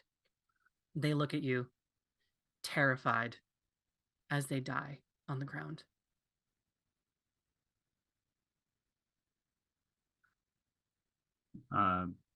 You then see your men, their men, your army, as you look around, all dead and slaughtered.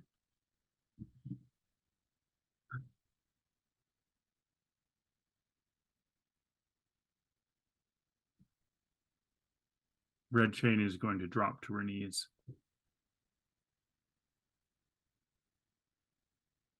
This isn't how it happened. This isn't how it happened. Red Chain.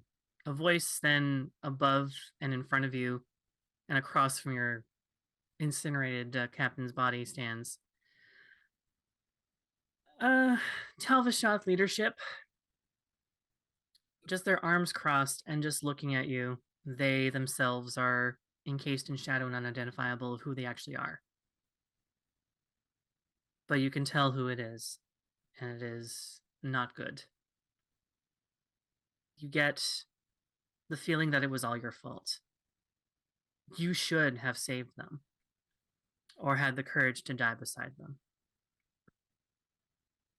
You feel tears sting your eyes, and as you attempt to blink them away, the image of Silent Aegis fades and changes to Brody, your companion. No. You hear it in the back of your mind. It was you were the one that couldn't control yourself in the end. He had no right to trust you. Your eyes blink again. Ravina. This one hits very close to home for you, because it is your belief that to fail a dragon is to fail oneself. But to fall apart, or to fail the savior or caretaker of the next dragon generation, is to be nothing.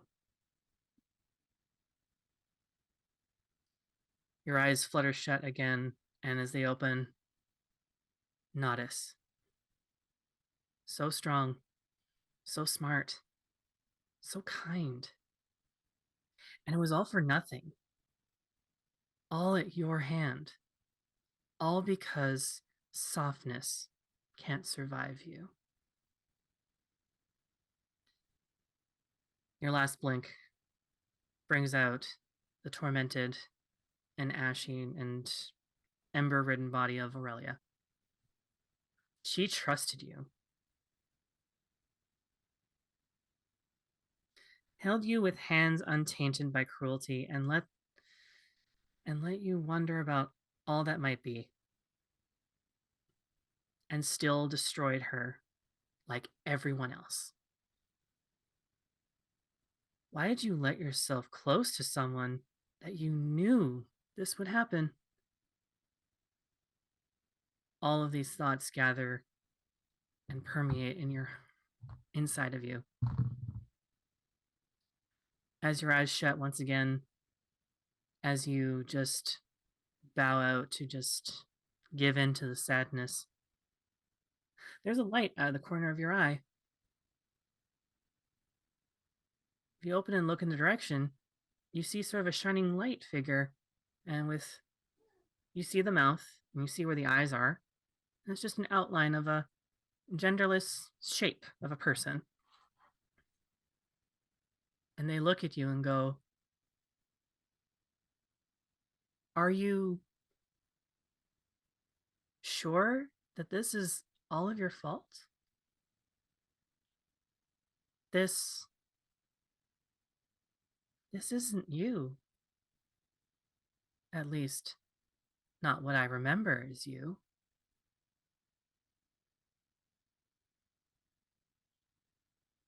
What is your name, child?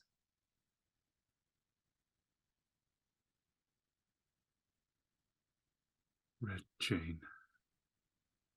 Red Chain. You went by another name before, but Red Chain's the name you chose. I like that name. And they sit sort of next to you and touch the foot of ember-ridden Aurelia, and it just disappears. The feeling you see, or the feeling that you feel, melts away.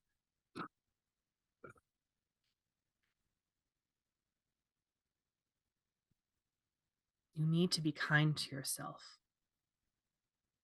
You are in the Fade. Everything here is shaped by your will. Yeah. And the spirit that sent you here, as you know, is feeding off of that. It is also feeding off of your friends. Where are they? I will take you. And it stands up and offers a hand to help you up as well. Red Chain will take it. I will help you find your friends. And Tin takes 2 steps, and with one finger, like a zipper down a jacket, opens a rift up into a portal. This will take you to one of your friends. But we need to take care and help each every one of them individually.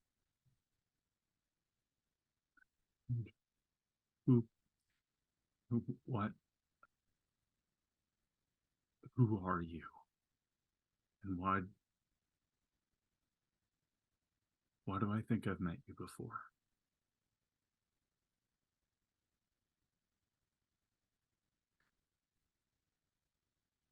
We hadn't seen each other for a long time. But I know you. And I think you know me too. But that's not to be discussed right now. The longer we linger, the more the demon feeds off of your friends. Thank you. And Red Chain will push on. And the spirit will go in with you as well. And that's our break, folks. Part 2 in a minute. Go have a drink, go have a breath, wipe your tears away, Red Chain, oh my dear God. And yeah, we'll be back. Why do I sound like Paul Lind? Anyways. Well, that's how they all sound like that down here. All the little blue hairs. Sorry, Carson. All right. Jesus, Mary, and Joseph. Bless your heart. All right. We're gonna jump back into this if everyone's ready. So I'm guessing this is the check. moment where we had to have like a thing in mind. Yeah. Certainly Good. hope that Red Chains was a good example because Oh yeah. we Well, are yeah. rolling the dice to figure out whose turn it is. And Oh, I know Lord. at least 2 of you gave me something to work with. So here we go. Yikes. Actually, Do you want to do your count back in? I will do it. Actually, you know what? I will do it in order of the folks that responded to. So yeah, and we'll go from there. We'll probably roll for the other two. So hey, My bad. Are you gonna do a It's like fine, a it's roll fine, in it's fine. from the break? We are gonna do a roll in from the break. We're just gonna start recording. I'll count myself in. It'll be edited out. So yeah, let me know if we're rolling. We are rolling. Sweet. Sound speed. Okay. And this many, this many, this many, this many. And we're back for part 2. I already wrecked Red Chain with some sads and big feels, and I'm hoping they're okay now. The rest of the players, you are next. So we're gonna go in order with people that I've requested that they sent in something for me earlier today.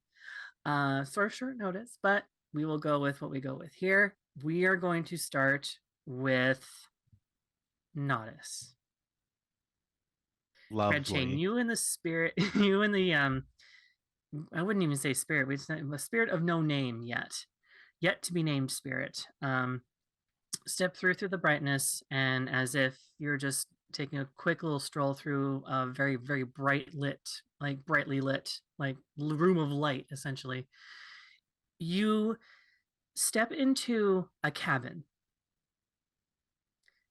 In this cabin, Nodus, you are at your desk and at the table, surrounded by poultices, by empty bottles, and you are mortar and pestling some herbs as you're trying to brew something, and you go to quickly brew it as possible. Everyone in the room hears the shallow like death rattle of someone dying in a bed nearby. Red Chain, when you go to take a look, you do notice that it is a dwarf of sort of long red hair, very like light fair features, and with a full mustache. I believe actually Jair provided some art for that character.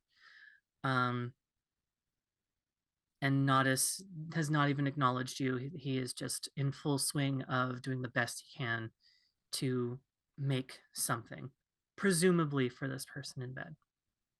Nodus, what's going through your mind at this point? So Nodus is very frantic. This was probably the first time you've ever seen him in such a sort of like panic state, to where he doesn't even care what he like pushes over or moves over or knocks over. It's just whatever he needs to make this work. And it definitely feels like someone who is desperately trying to make whatever he's trying to make as fast as possible.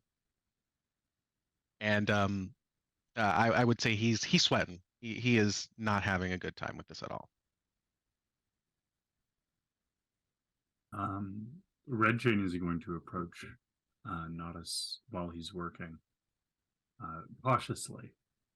The spirit is sort of next to you, but gives you space, knowing that there's not much they can really do. But as you walk sort of past them and away from them, you do hear them say, "Help them."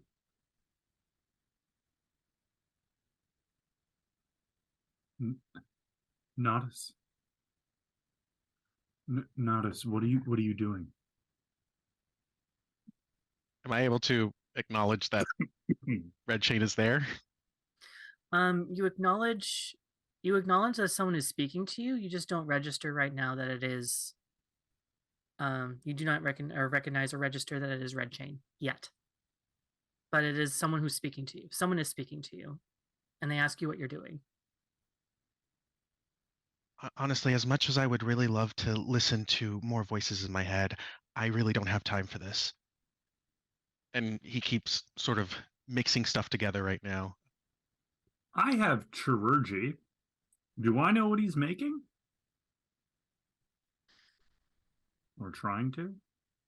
He's trying to make some kind of healing potion. And you hear the raspy sort of, again, death rattle of the individual in bed, and they just say in a very raspy voice, "Not this," and it sounds like they're in incredible pain. Does it look Please. does it look like the potion that I'm making is even closely done? Because at this point now he's gonna be like, well, You do finish it, and you feel, as you're making it, you do feel as if there's like an inner clock just ticking away. The more that you work on this, the more you craft this, and you're getting very close. This all feels right. Everything feels right, but there is doubt. There is doubt in the back of your mind, and the clock is ticking. The more you doubt, the more you think about it, the more you second guess, the less time you have with Aldon, um, and you feel it's all ready to go. okay. Then he sort of takes everything and he quickly like rushes over to Alden's bedside. Red Jane will follow. You watch as Nodis sort of just sort of sits on the bed and brings Alden's head towards him. And Nodis, you feed the potion or the poultice to him. And he drinks it, every last drop. It's going to work, okay? I know that I had to sort of figure things out, but I think this should work. You see a very, very tired Alden just look at you, and without uttering another word, eyes close, and the last of his breath escapes his lips. And he goes limp. You feel in the depths of your knowledge of everything, and Alden's taught you everything that you know. You've failed. You've missed something. It was the easiest and most simplest step, but you completely forgot it. And it's all your fault. And now you are all alone. Dad? And he goes over to like sort of like hold his hand as tightly as he can. It's cold. It's freezing cold. Red Jane's gonna put her hand on Nodis's shoulder. Notice you feel a warmth, and you do see a bright light out of the corner of your eye. You feel that it might be what's causing the tears, but you look in that direction. You see both the glowing figure, and you see a very concerned Red Chain, who looks like who's been through the ringer. What? What are you do? What are you doing here? How? This isn't real, Nodis. Don't say things like that. This is real. And he starts sort of like hitting his head as like kind of like sort of like, oh man, I'm an idiot for messing this up kind of situation. So Red Chain, uncharacteristically, is going to embrace Nodis, both trying to make it so he's not going to hurt himself, but also just to kind of still him for a moment. And Do you say anything to him? You feel as you hold him, you do feel an incredible loneliness. Notice you feel Red Chain hold you, and you aren't able to hit or hurt yourself anymore. Yeah, at that point he's But just crying. you are just Yeah. full bodies sobbing into like Red Chain's arm. you aren't alone, Nodis. You have friends, you have family, you have a place. whatever this is, whatever this was, it's not a failure. And that echoes in your ear. First as Red Chain's voice, then as other voices, the other voices of your companions, and then the sweetest little voice you ever heard in your entire life. It's not a failure, dear heart. And you open your eyes and you feel the feeling melt away like candle wax. You feel the warmth of Red Chain's hug. You feel everything melting, and you see the image of what is your father on his deathbed just float away. And it suddenly registers to you that this isn't real. And you both find yourself in an empty clearing, physically in the fade. Nodis will like in turn sort of hug Red Chain back, and then kind of looks up at at her and say, "Thank you." Um, and then like you can see that he's trying to like calm himself down from that. Yeah, Red Chain will kind of like weakly laugh, and you can tell from the makeup that like was on her horns and face, like she clearly has some crying of her own. She goes, "We need to save the rest. They'll be in a similar state that we were. Will you come with me?" Yes, of course. Thank you. I think we're ready. And this is when you fully register the glowing finger. Again, you do see where a mouth is, you do see where eyes is. And there's a warm glow going off of it, and it sort of tilts its head and just gives you a friendly wave.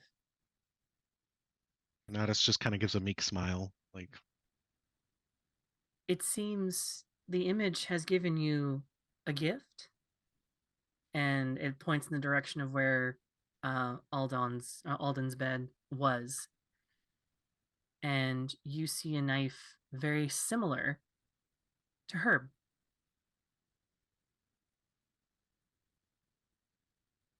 Nodis will walk over to towards the knife then.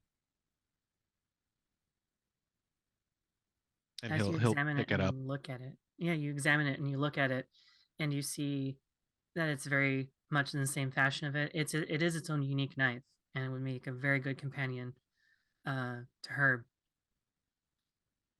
And as you look at the hilt, you flip it over, and you see engraved in there in very rudimentary writing, it says garlic.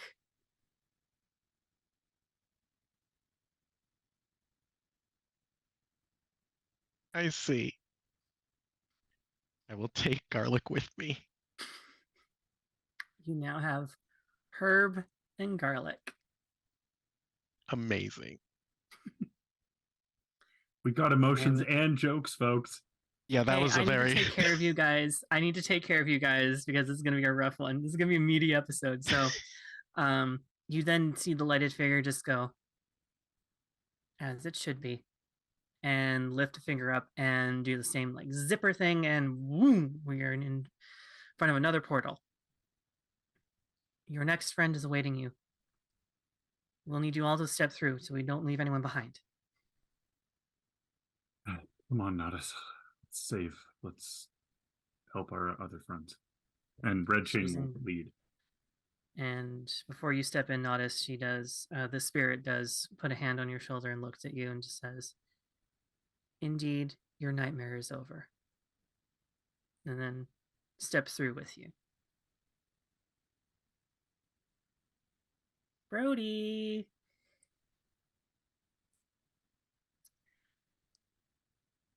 Well, actually, Red Chain and Nodis, you enter again through sort of this like lighted corridor. Then you go through some very like half almond shaped sort of doorway that pushes open. And you are in a chamber of some kind, of some great importance. And you see Brody standing in the middle of emotional damage. You see Brody just stand in there next to sort of a pedestal of some kind. Brody, you are in the harrowing room. This is where everything ended for you. This is where so many of your friends are gone. So many young potential mages came here to die. It had been more a mercy than the right of annulment. As you know, would just wipe the entire tower clean.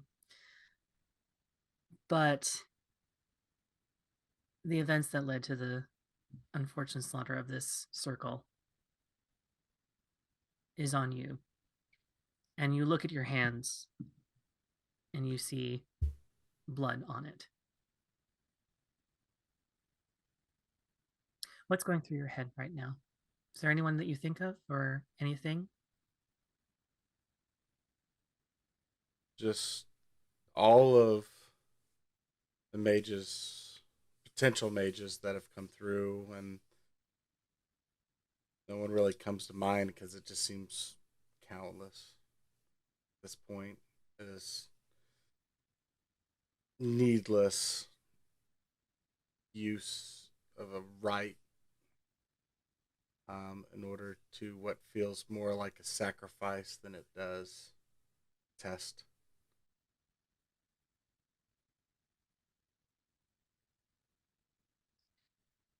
From behind Red Chain and Nodis, and Brody, you don't register the two of them yet, but from behind the two of you, you do hear Brody in a very deep and infirm voice. Brody, you see a Templar approach you, and it is the Knight Captain that is responsible for this tower. You know full well that his job, he has failed in his job. His job is to protect the tower. And he is heading right for you. Is there anything that you do?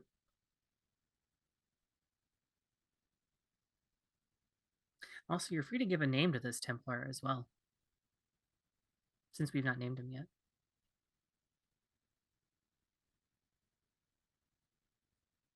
Matthew, what has happened? What has happened? Can't you see?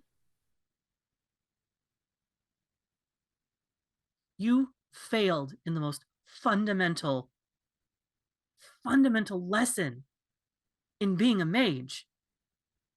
You fell to temptation. And when we needed you, you were stuck, you were trapped, you were scared. Let me tell you what fear is. Fear is looking down your sword and not knowing if a demon is going to possess you or your friends. And I've seen them fully. You have no idea how much this disappoints me. And you have no idea what real fear is. It's coming into this chamber. No, you stop. It's coming into this chamber and expecting to be tempted by demons in order to fail your test, in order to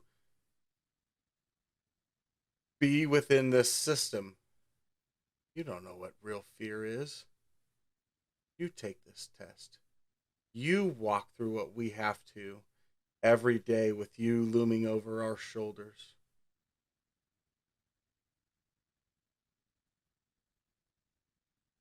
Red Chain's gonna walk to just stand beside Brody. Not even gonna interrupt this. And at this, Brody, you do register something, a couple somethings next to you. You don't look at them yet, but you register that there's something beside you. And you see Matthew look at you with horrified expression. So you have fallen into temptation. You have. Look at you.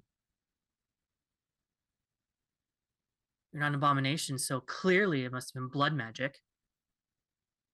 You tamper in things that you do not know what you tamper in. The Maker has very clear rules of what blood magics and maleficars do and what happens to them.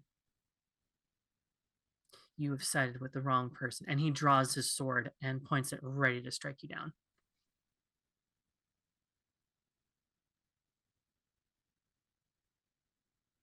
Brody leans into the sword.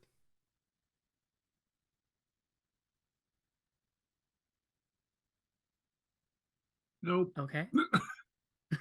Okay. Red Jade's gonna like grab his shoulders to try and hold him back from that. Yeah, and Nodus was gonna be like in front of him, like holding his legs, I guess, back from stopping him from moving forward. I would say you're tall enough to at least have your like hands on his chest and like push him away. So Brody, you feel the cold sting of sword enter your shoulder and it hurts. Is your eyesight downcast, or are you looking at Matthew directly in his eyes? I think I'm looking at the sword.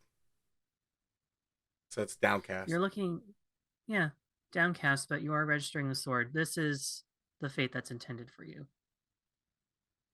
But then something of a light sort of makes you realize something, that the sword isn't what hurts the most. It's not the only thing that you feel. You feel two strong hands on your shoulder. And as you look a tad more downcast, you see the concerned expression of Nodus as he holds you back. Just obviously having help, but just his small frame just doing the best he can to just hold you back from leaning right into the sword and taking the whole force of it. Nodus is just kind of whispering to himself, just saying like, please don't hurt him. Please don't get hurt. Because he's not sure if this is working or not. And like, you're saying this out loud, right? Yes. Yeah. So Brody, you do hear that.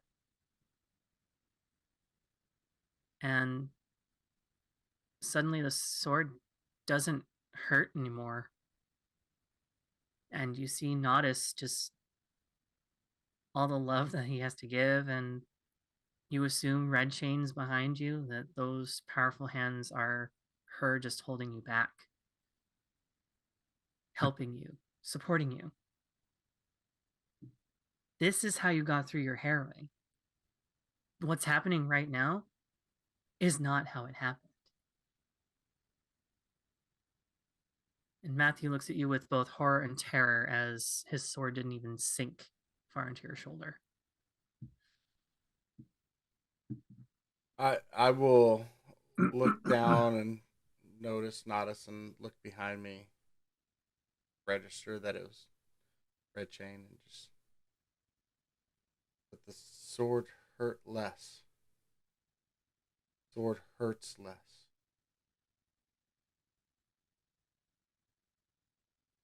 And you both hear Brody say that the sword hurts less.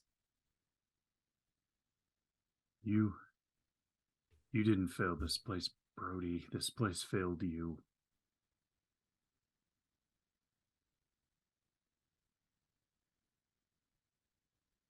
You don't need to be trapped here anymore.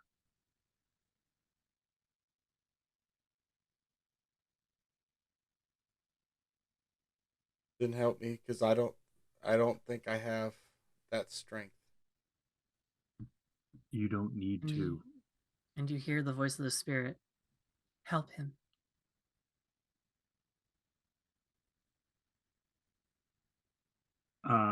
Red Chain's going to try and pull Brody away from the blade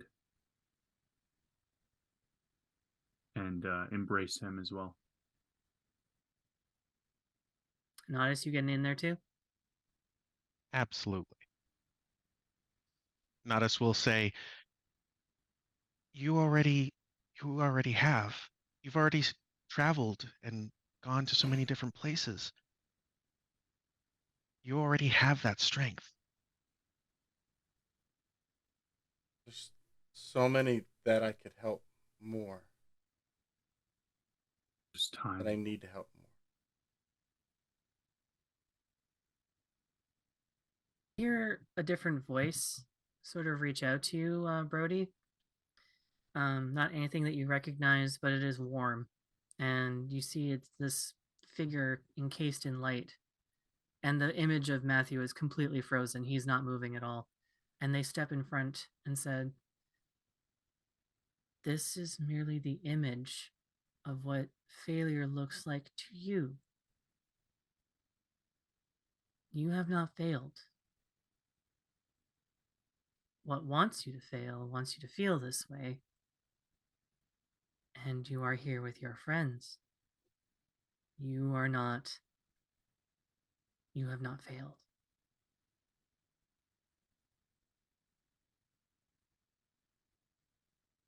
And you feel Red Chain's arms around you. You feel Nodis's arms around you, and you feel everything just melt away like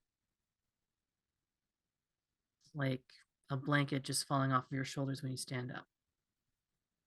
And as if it were chunks of metal and armor, the sword falls, the metal gauntlets fall holding the sword, and then piece by piece the metal falls into the floor, and you are found that you yourself are physically in the Fade.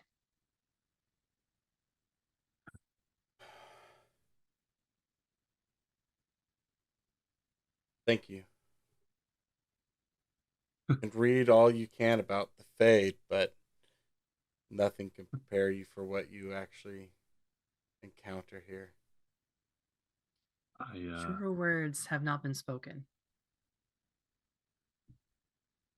I knew very little about your circles. I'm sorry you experienced that, but I'm glad you survived it. Thank you. It seems the Templar has left you something, or the image pretending to be it.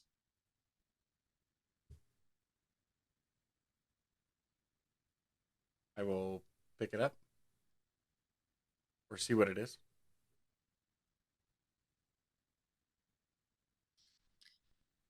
You pick up the item and it forms in your hand. It's a little necklace of lyrium, a little crystallized lyrium. When you cast Arcane Bolt, you immediately get a +1 to cast it.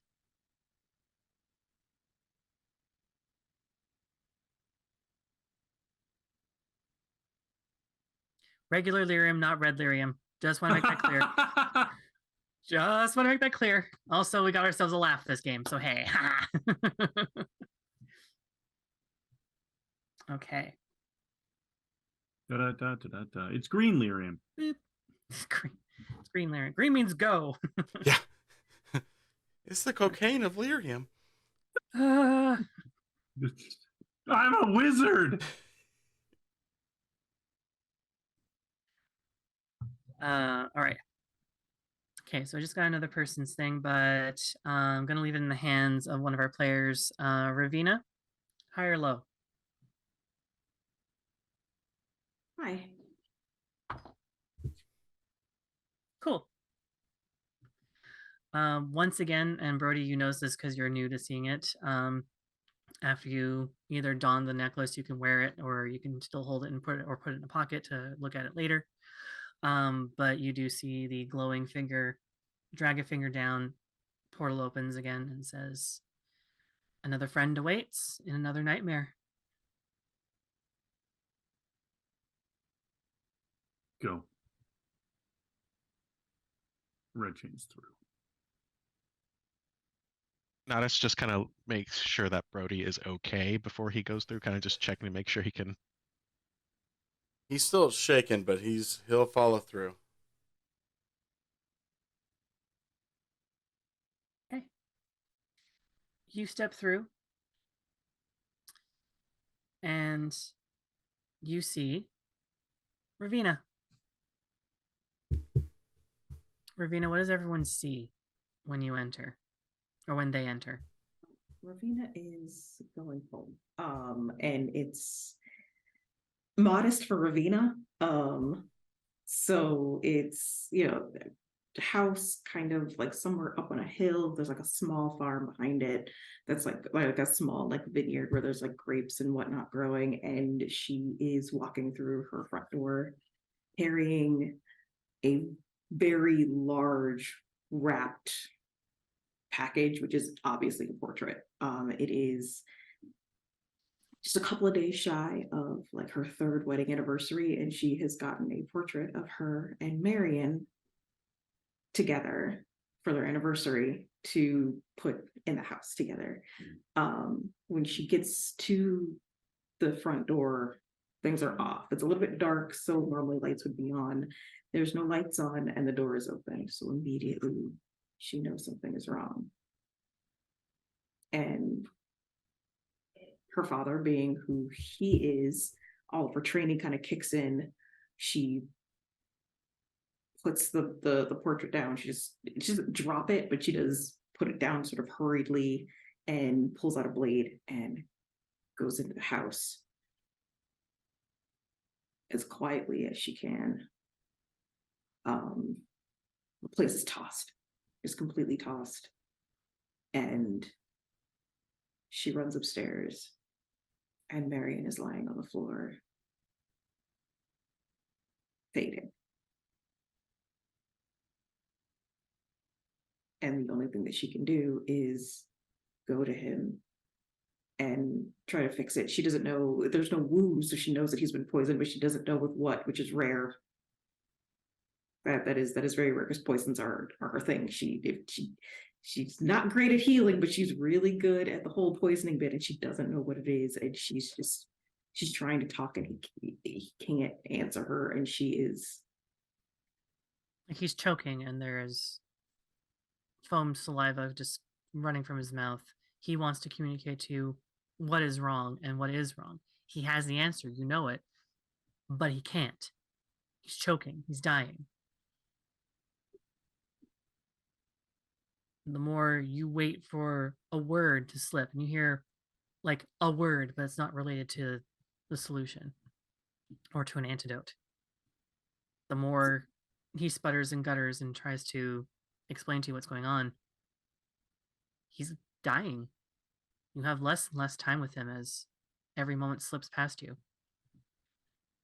This is where Brody Nodis and Red Chain come in.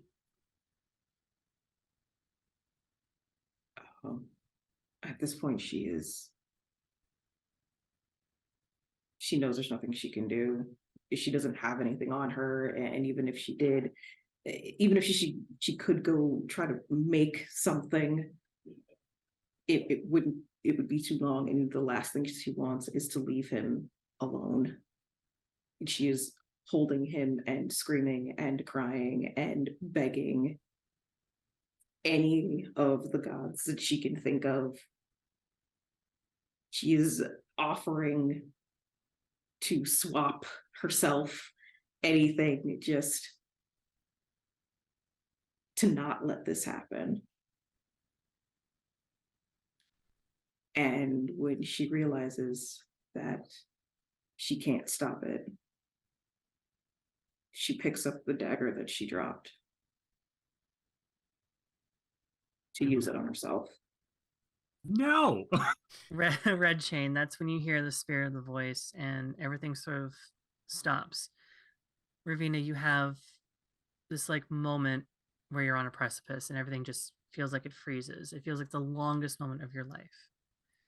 Red Chain, you hear the voice and you're immediately by the side of Ravina, and you hear the spirit say, Maker's breath, help her. She's almost too far along. Help her. Red Chain is going to she's not going to grab Ravina's hand. She's going to instead just like grip the blade of the dagger for a moment, just to hold it there for a second, to hold it away from her. And even though she knows that Ravina might not be able to see her right now, she matches her eyes and says,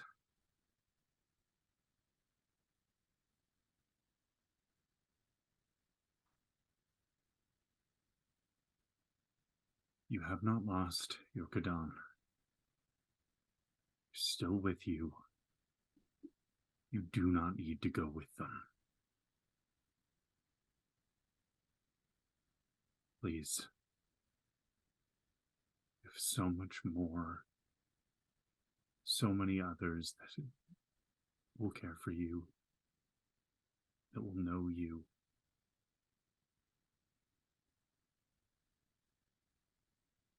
I'm sorry."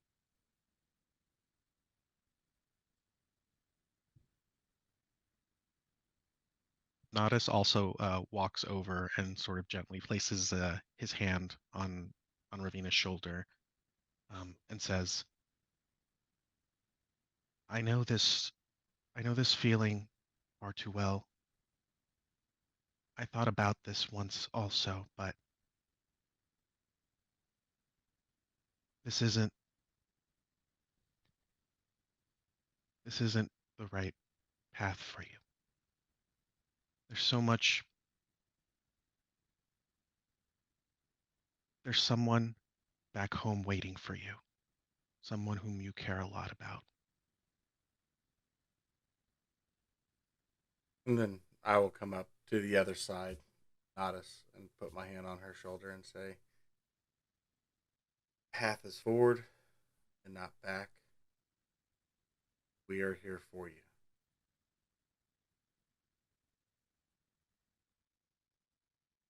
Ravina, as you hear all these voices, you suddenly register that they are the friendly voices of your companions. And immediately you hear the delightful, like, baby happy cries of your yet to be named dragon.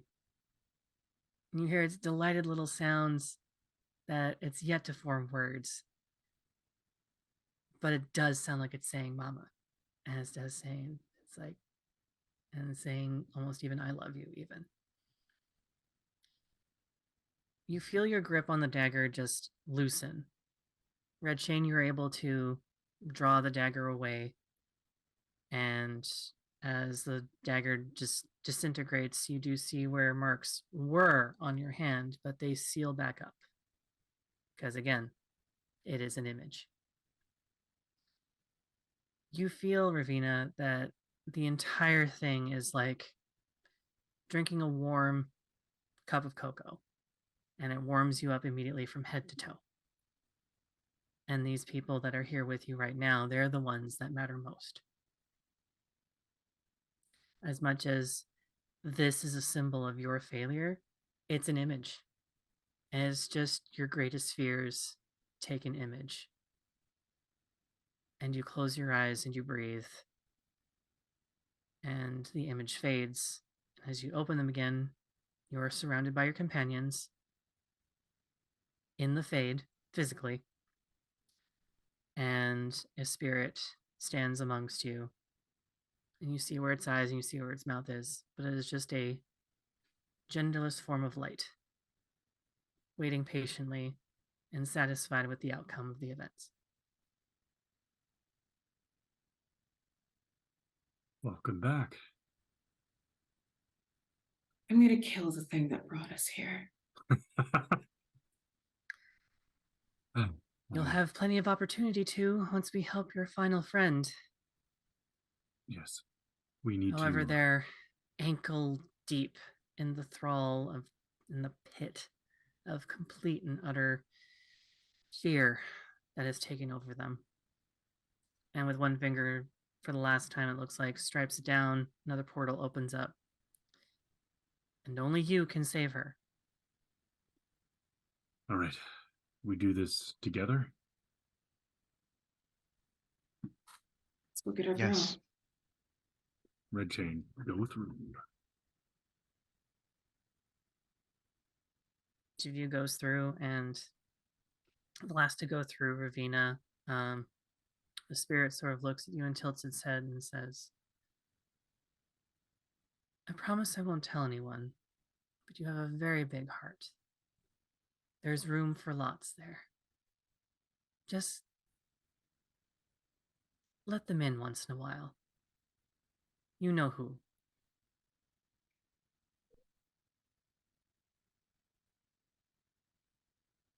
Yeah.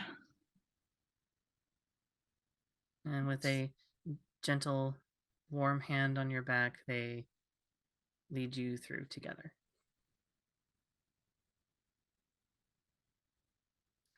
All right, Aurelia.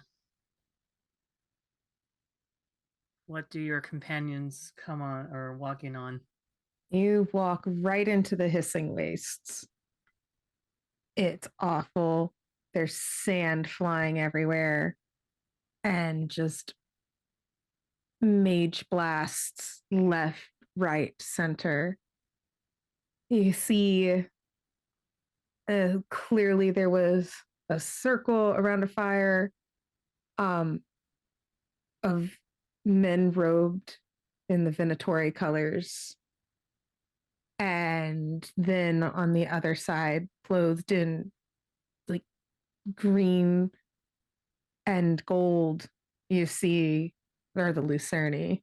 And they are just, it's fire, flame, every bit of magecraft that you can see.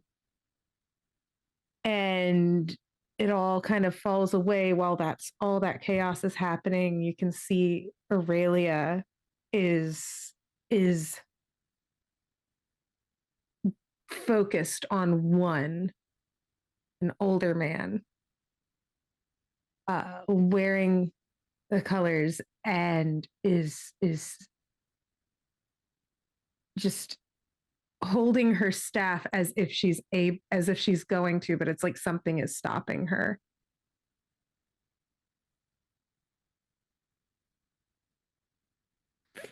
A deep and sinister voice just emanating from the person before you. You just hear with like venomous honey, dearest, do you think that this is where it all ends?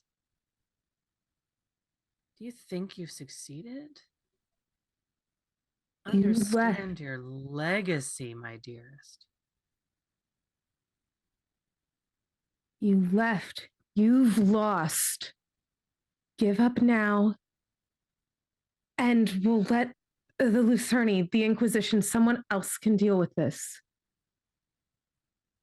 That's when you hear sword stabs and some of your Lucerni drop dead in the sand.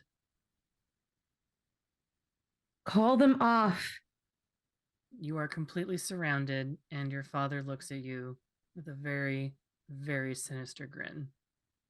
My dearest, darling daughter,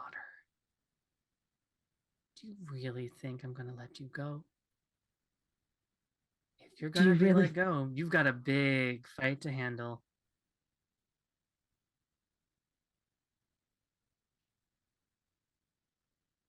Well, you're on your own, and I fear your troubles are only going to get worse.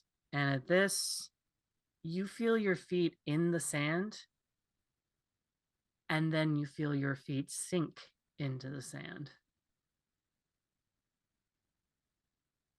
She's starting to panic, and she's starting to just light off mage fire at it, and then just looking at him and screaming, I will kill you. And just like raises her staff, but is also so struggling with being sunk into the sand.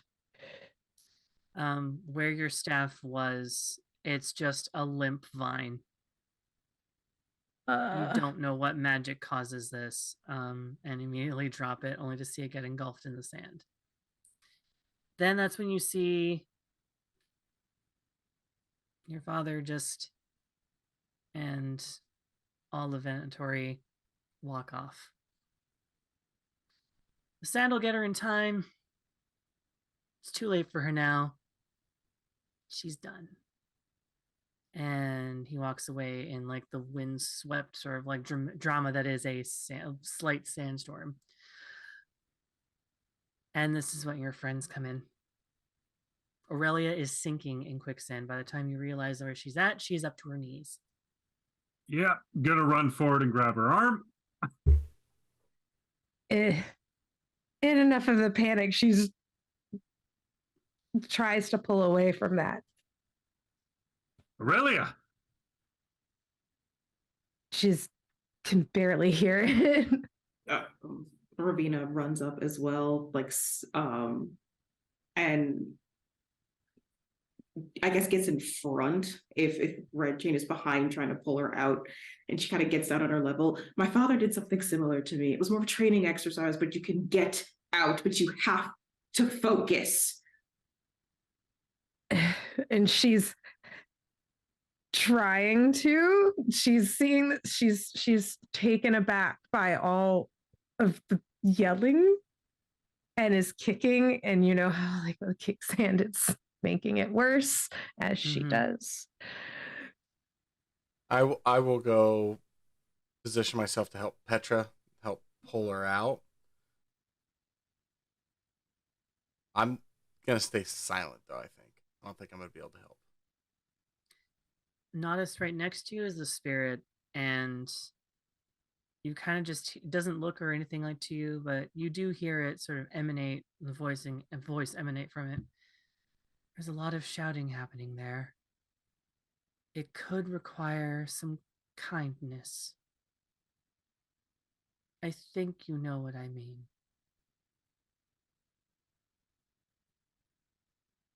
Help her.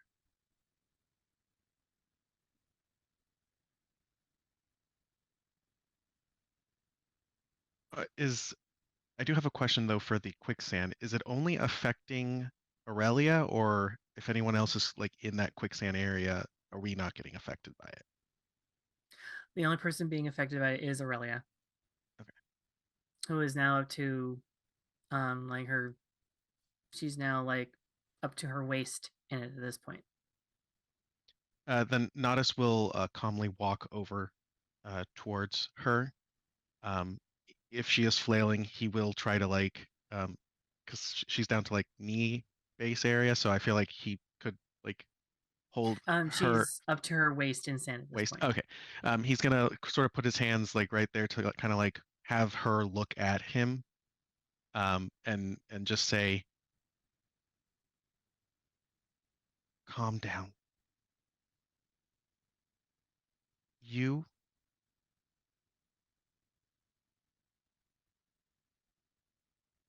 You are a powerful mage.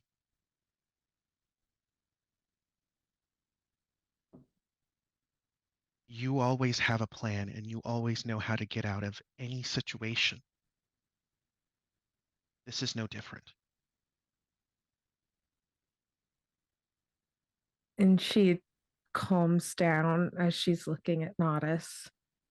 I was going to say, if you're going to fight it any further, you attach to the calmness and the stillness that is just Nodus, just determined gaze. And not only do you see Nodus in a different kind of light, but there is a sternness that kind of surprises you, but you also maintain and cling to bring you out of this. And with that, she stops struggling as much. Sorry, go ahead. I was gonna say, this is not how it happened. Quicksand? Come on. And as you realize this, yeah, like you stop struggling. The sand stops. And as if there were steps in the stand, you step your way out of the sand with all of your friends lifting you out of the sand. Oh.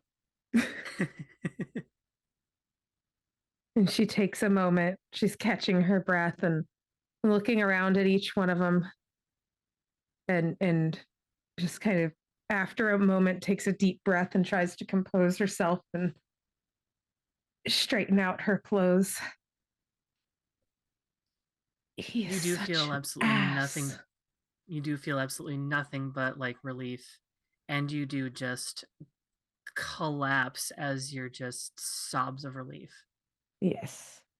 And the sorry, say again what you said because I cut you off. No, no, no. Oh no, I was just saying. I was just like, just like he's just, he's such an ass.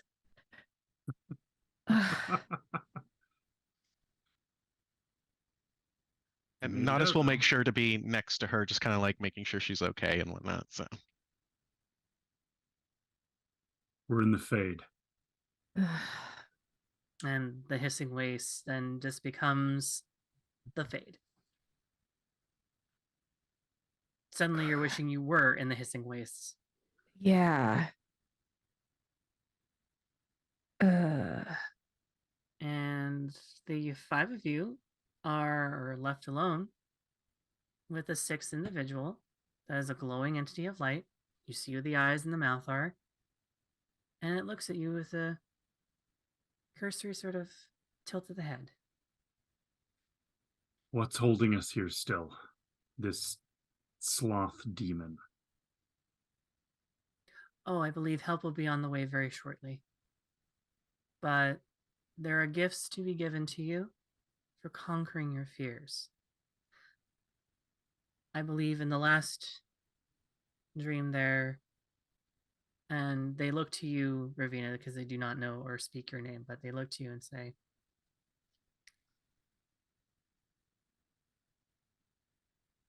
you have so many gifts present to you, and you've been so privileged in your life. But I think something that might help you, and they point at your feet, and from your feet and from the fade emerges a ring. Gold ring with a big, huge ruby on it. You get a permanent increase to your cunning. Any cunning rolls that you do, you get a +1.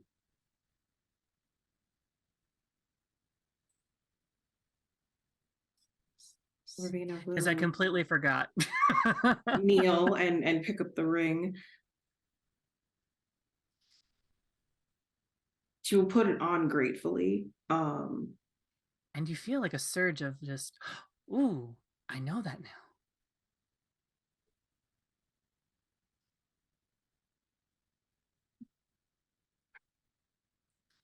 And then to Red Chain, it just looks at you and says, approach, if you could. Nothing secret. I just wish to offer you something.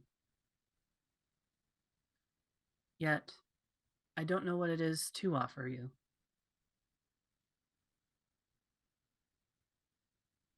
You care very deeply about your companions, whether you choose to admit it or not, and I am sorry for bringing this up in front of them. I wish to assist you to help you. And so, I give you the gift of choice.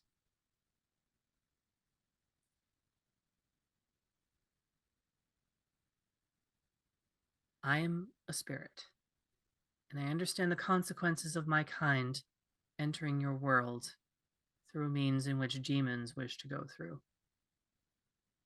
It's a risky choice. My choice is to allow me to come with you through different means. Or, if you so choose, I may remain here, and I may be able to grant you knowledge beyond. Conditions are, if I remain here, you gain a knowledge of the Fade that you have not had and possessed. If I come with you, you have a fierce ally, as well as strength in your magic. But I understand if you hesitate of me coming to your world. I understand that. I've heard that. I've seen mage nightmares of that. Believe me, I've seen failed mages dream of that. I've seen dreams of the abominations, those that don't wish to forgive themselves. But I give you the choice. You do not have much time. There are footfalls coming from the hallway. Help is on the way.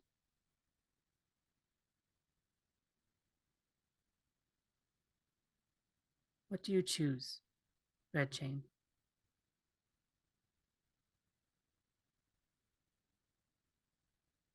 I have only just now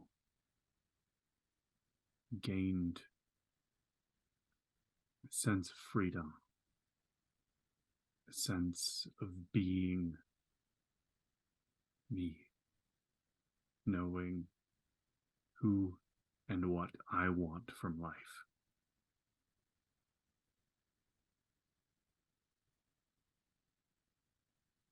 I have a fear that if you come with me, I will lose every hope of living my own life.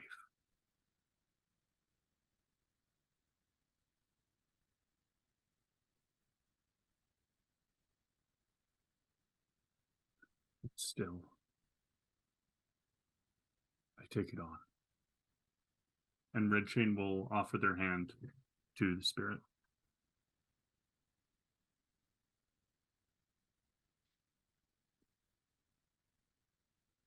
If I may say, it is a very brave choice to choose. And a shake of a hand is a demon's bargain. I am a spirit. I, however I may prove it, will prove to be an ally and asset to you. And they bring their hands from like a folded in front of them to out to their sides, just like sort of like outwards to their sides. And you match the pose as it gently slides and morphs and forms into your body. You feel a warmth. You feel like all of your companions are holding your hand. Like every companion, every friend, every person that you've met on the road, every single person that you've taken hands in solidarity and kindness, or even to take to kiss your hand, for instance. And you hear, finally, the voice of the spirit in its head just goes, I was there that day when Silent Aegis was passing away. I kept telling you, it's not your fault. It's not your fault. It's not your fault. Call me forgiveness. And then you feel what feels like a warm hug, and then it dissipates and melts away. At this, all of your eyes, every single one of your eyesights fade to black, and each of you is awakened by a guard captain under Aveline's control. Each of them shaking your shoulder and waking you up. Wake up! Wake up! They're awake! They're awake here! I have an awake one here! And then each and every one of you hears, over here too! Relieved voice of Aveline echoes through the room and just goes, we hadn't heard a report from any of you yet, so it's been, well, it's nighttime now. But I'm grateful that you're all, I am very grateful that you are all right. Is it dead? I hope it wasn't anything too serious. You will be handsomely compensated. We need to take her and they indicate the still sleeping body of who you're here to look for. Valia, still sleeping. We'll need to wake her up, and we will begin to question her. I am so sorry for what you have all gone through. I hope you're all right.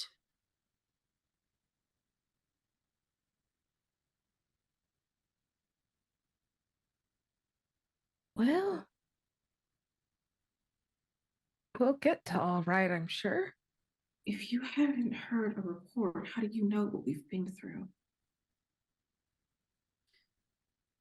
We had Skippy over here keep an eye on you, and you see the happy little knight command or nightcap or little knight that you had gave me the message of initially just go, hi.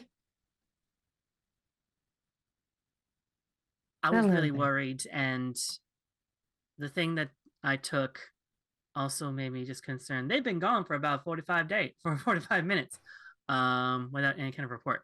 Minutes, not days. There's a rose slip of the tongue. Hello, ADHD. All right.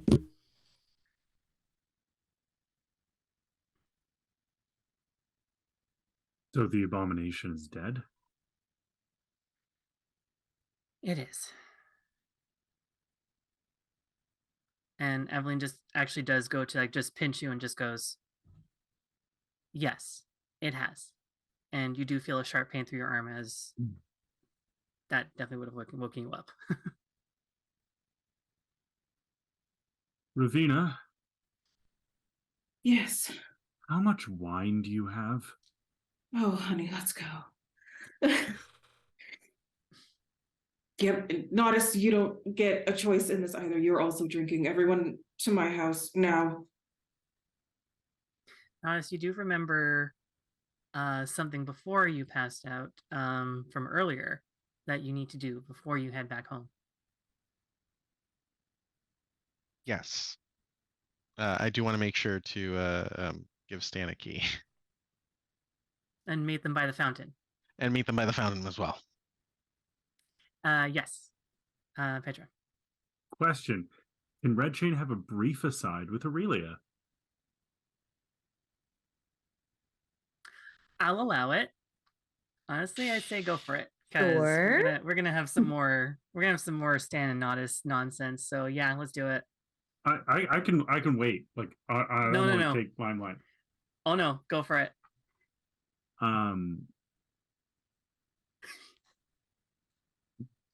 Brody in the chat just fully trying to destroy me here. So Fan fiction, go.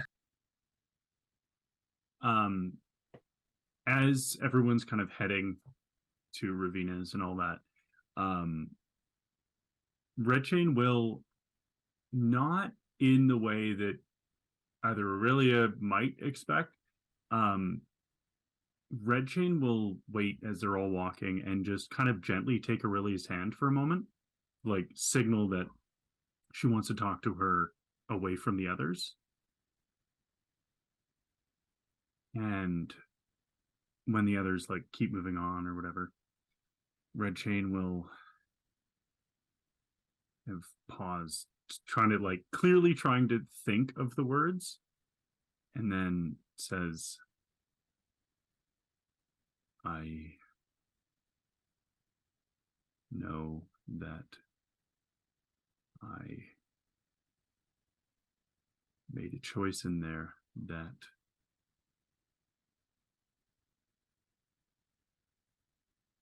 I know what that means in where you come from. I know that that marks me as abomination too.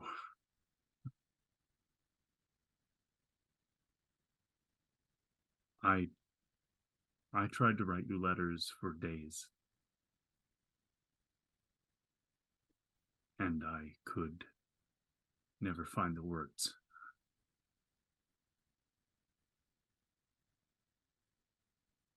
My people have two words that they mean very different things. Do you know any Kunlat? It's been a long time since I took a stab at it, but no.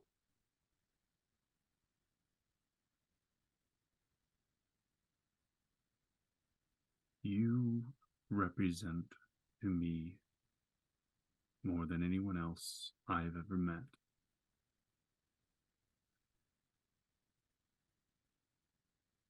Hope.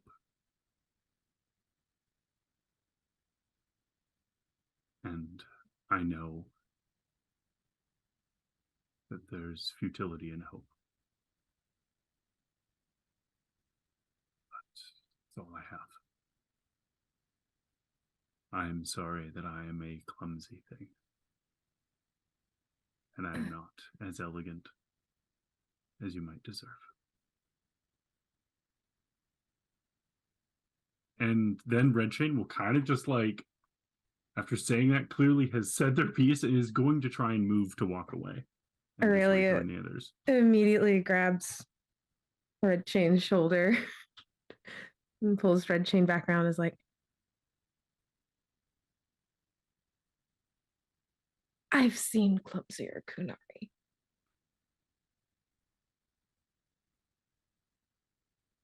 But I don't see an abomination. And if anyone tries to call you anything like that, they'll have to go through me first.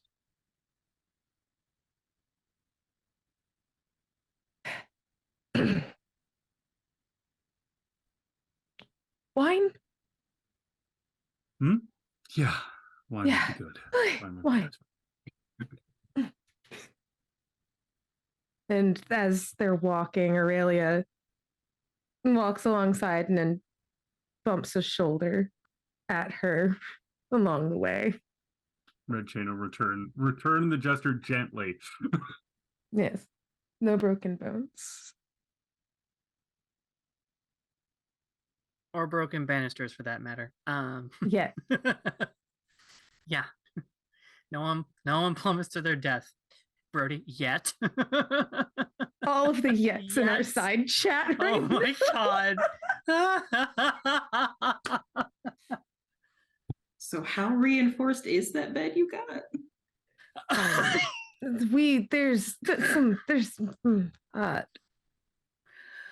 It needs some fortifications. What was the word that we had before?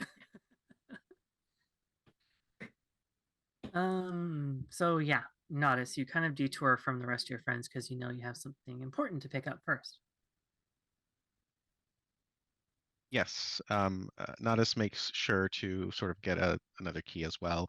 And I don't know if there was ever a time frame that, because we just said that we were going to meet up later on, so I don't. So I was hoping that maybe somehow he might be there because it's super late and we kind of fell asleep for a while.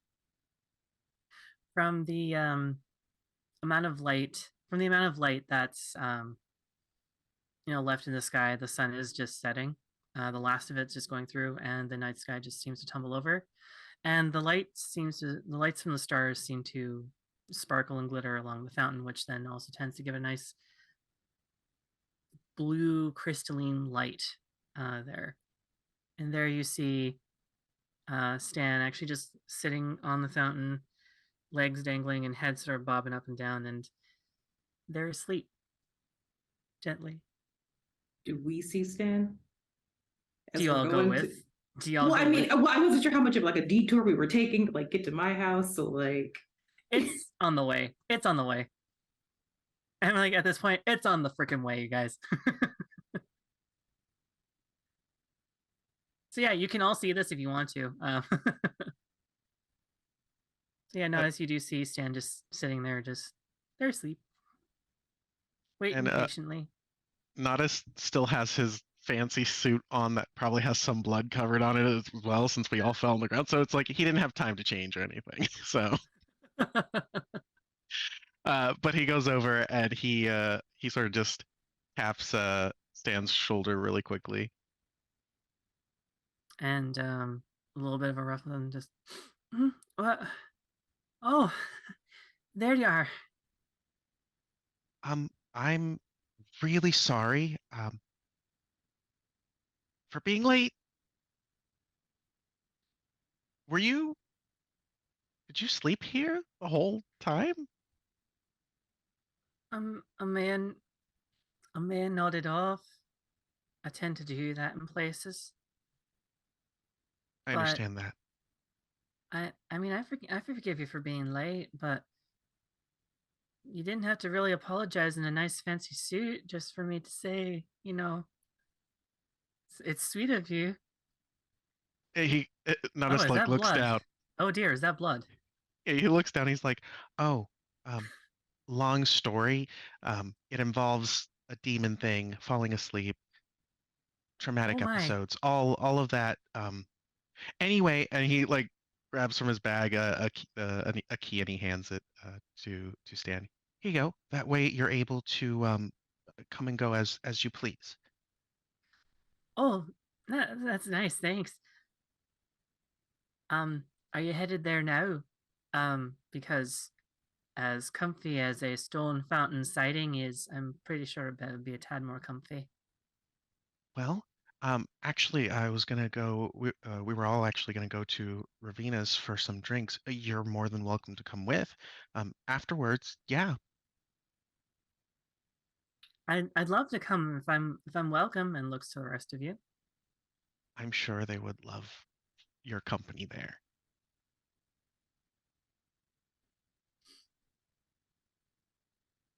And yeah, Yeah, no, do you you are you you a make him smile. That's all that matters to me. If you ever oh stop I making him smile, we'll have a problem. Go. um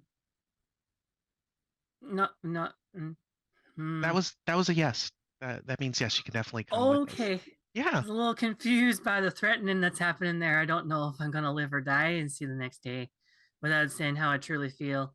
Anyways, let's go.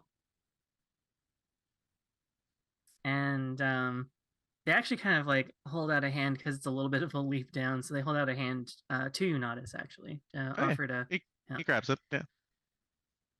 hops down. Thank you. And you Nodis just doesn't remain let go holding. until yeah. I was gonna say Yeah, Nodis you doesn't let just go until he lets go. So if they keep holding, they hold hands all the you way there. you two hold hands for until it gets weird after a few wines, but you do for like a majority of the night. Just like, um, I need this hand to wipe my mouth because I have a little bit of wine on my chin. Excuse me. Like, Yeah, that's fine. and that is where we end tonight's episode. It's a long one, it's a heady one. So if you watch through the entire thing, thank you so much for doing so. I want to thank each and every one of my players. We're going to do very quick outros in a second. Again, I do want to thank this lovely cast for being part of the show. Corey, I want to thank you for stepping in for producing tonight. Yeah, let's do reverse order outros. Where can we find you, who you play tonight, and who you are? Hi Air. Hi, I'm Jair, and I played as Nodis Tollins, our surface dwarf herbalist. Potentially is in a relationship with Stan. Not it's a weird gray zone there right now, but the vibes are there. We have But one episode left. so I guess we'll see. Garnet. Hey, y'all, I'm Garnet. I played Ravina, the Antiphon rogue. And yeah, you guys watch me try to Romeo and Juliet myself this evening. Otherwise, you can find me on Discord hanging out or on Twitter doing screenwriting stuff and social justice warring it up. Otherwise, y'all have a great week. Petra.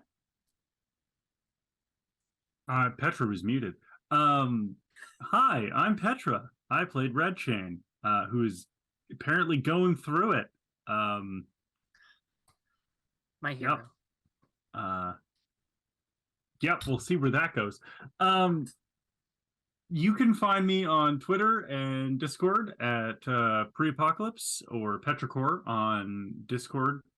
If we're mutuals, just message me. You can find me in Discord. Otherwise, I will be I'm going to be running a vampire game, all queer, all trans cast for VBN upcoming. And then I will be running a thing I can't tell anybody about, but it's going to be a live in studio 6-session campaign, and I can't tell anybody anything else, but it's going to be rad. Mayor. And hello there. My name is Mare. You can find me on Twitch and Twitter at Oh Hello Mare.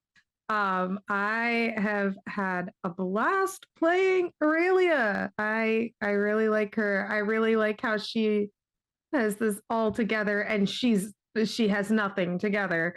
And as completely displayed here, I cannot wait to see how the story continues. This is so much fun. I really love like this cast and this story. So yeah, happy to be here. Happy to keep doing this. Let's go. And last but not least, again, the first of our cinnamon rolls for this one. Corey, take us out of here. Hi, everybody. I'm Corey. Thank you all for joining us tonight. Of course, I play Brody.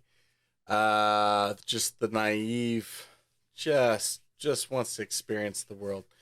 Check out Martlet stuff. We're going to continue to put out games. So, yep, just check us out there. It'd be great. And I've been your glorious and terrifying and tear-wrenching DM. Feed me, Seymour. Feed me your tears. And I want to wish everyone a good night. I don't want to hold up any more people, but yes, check out our Martlet channel. Check me out on Twitter, Rose_Bulbasaur, Rose Bulbasaur on Instagram, Hive, and TikTok, where I do a lot of stuff. And I'm also promoting my other game, Otherworldly Ventures, which I play on their YouTube channel every week. And we have new episodes of our Agents of S.H.I.E.L.D. game, Season 2, starting April 18th. So if you haven't seen anything yet, do so. We also have all the old episodes to watch at that point. I play Elsa but Mommier, Elena Caldwell, a wizard, or not a wizard. Yeah, no, a wizard. Sorcerer of the Ice Draconic bloodline. Anyways, good night, everybody, and have a good one. Oh yeah, also self-care, because that's very important too.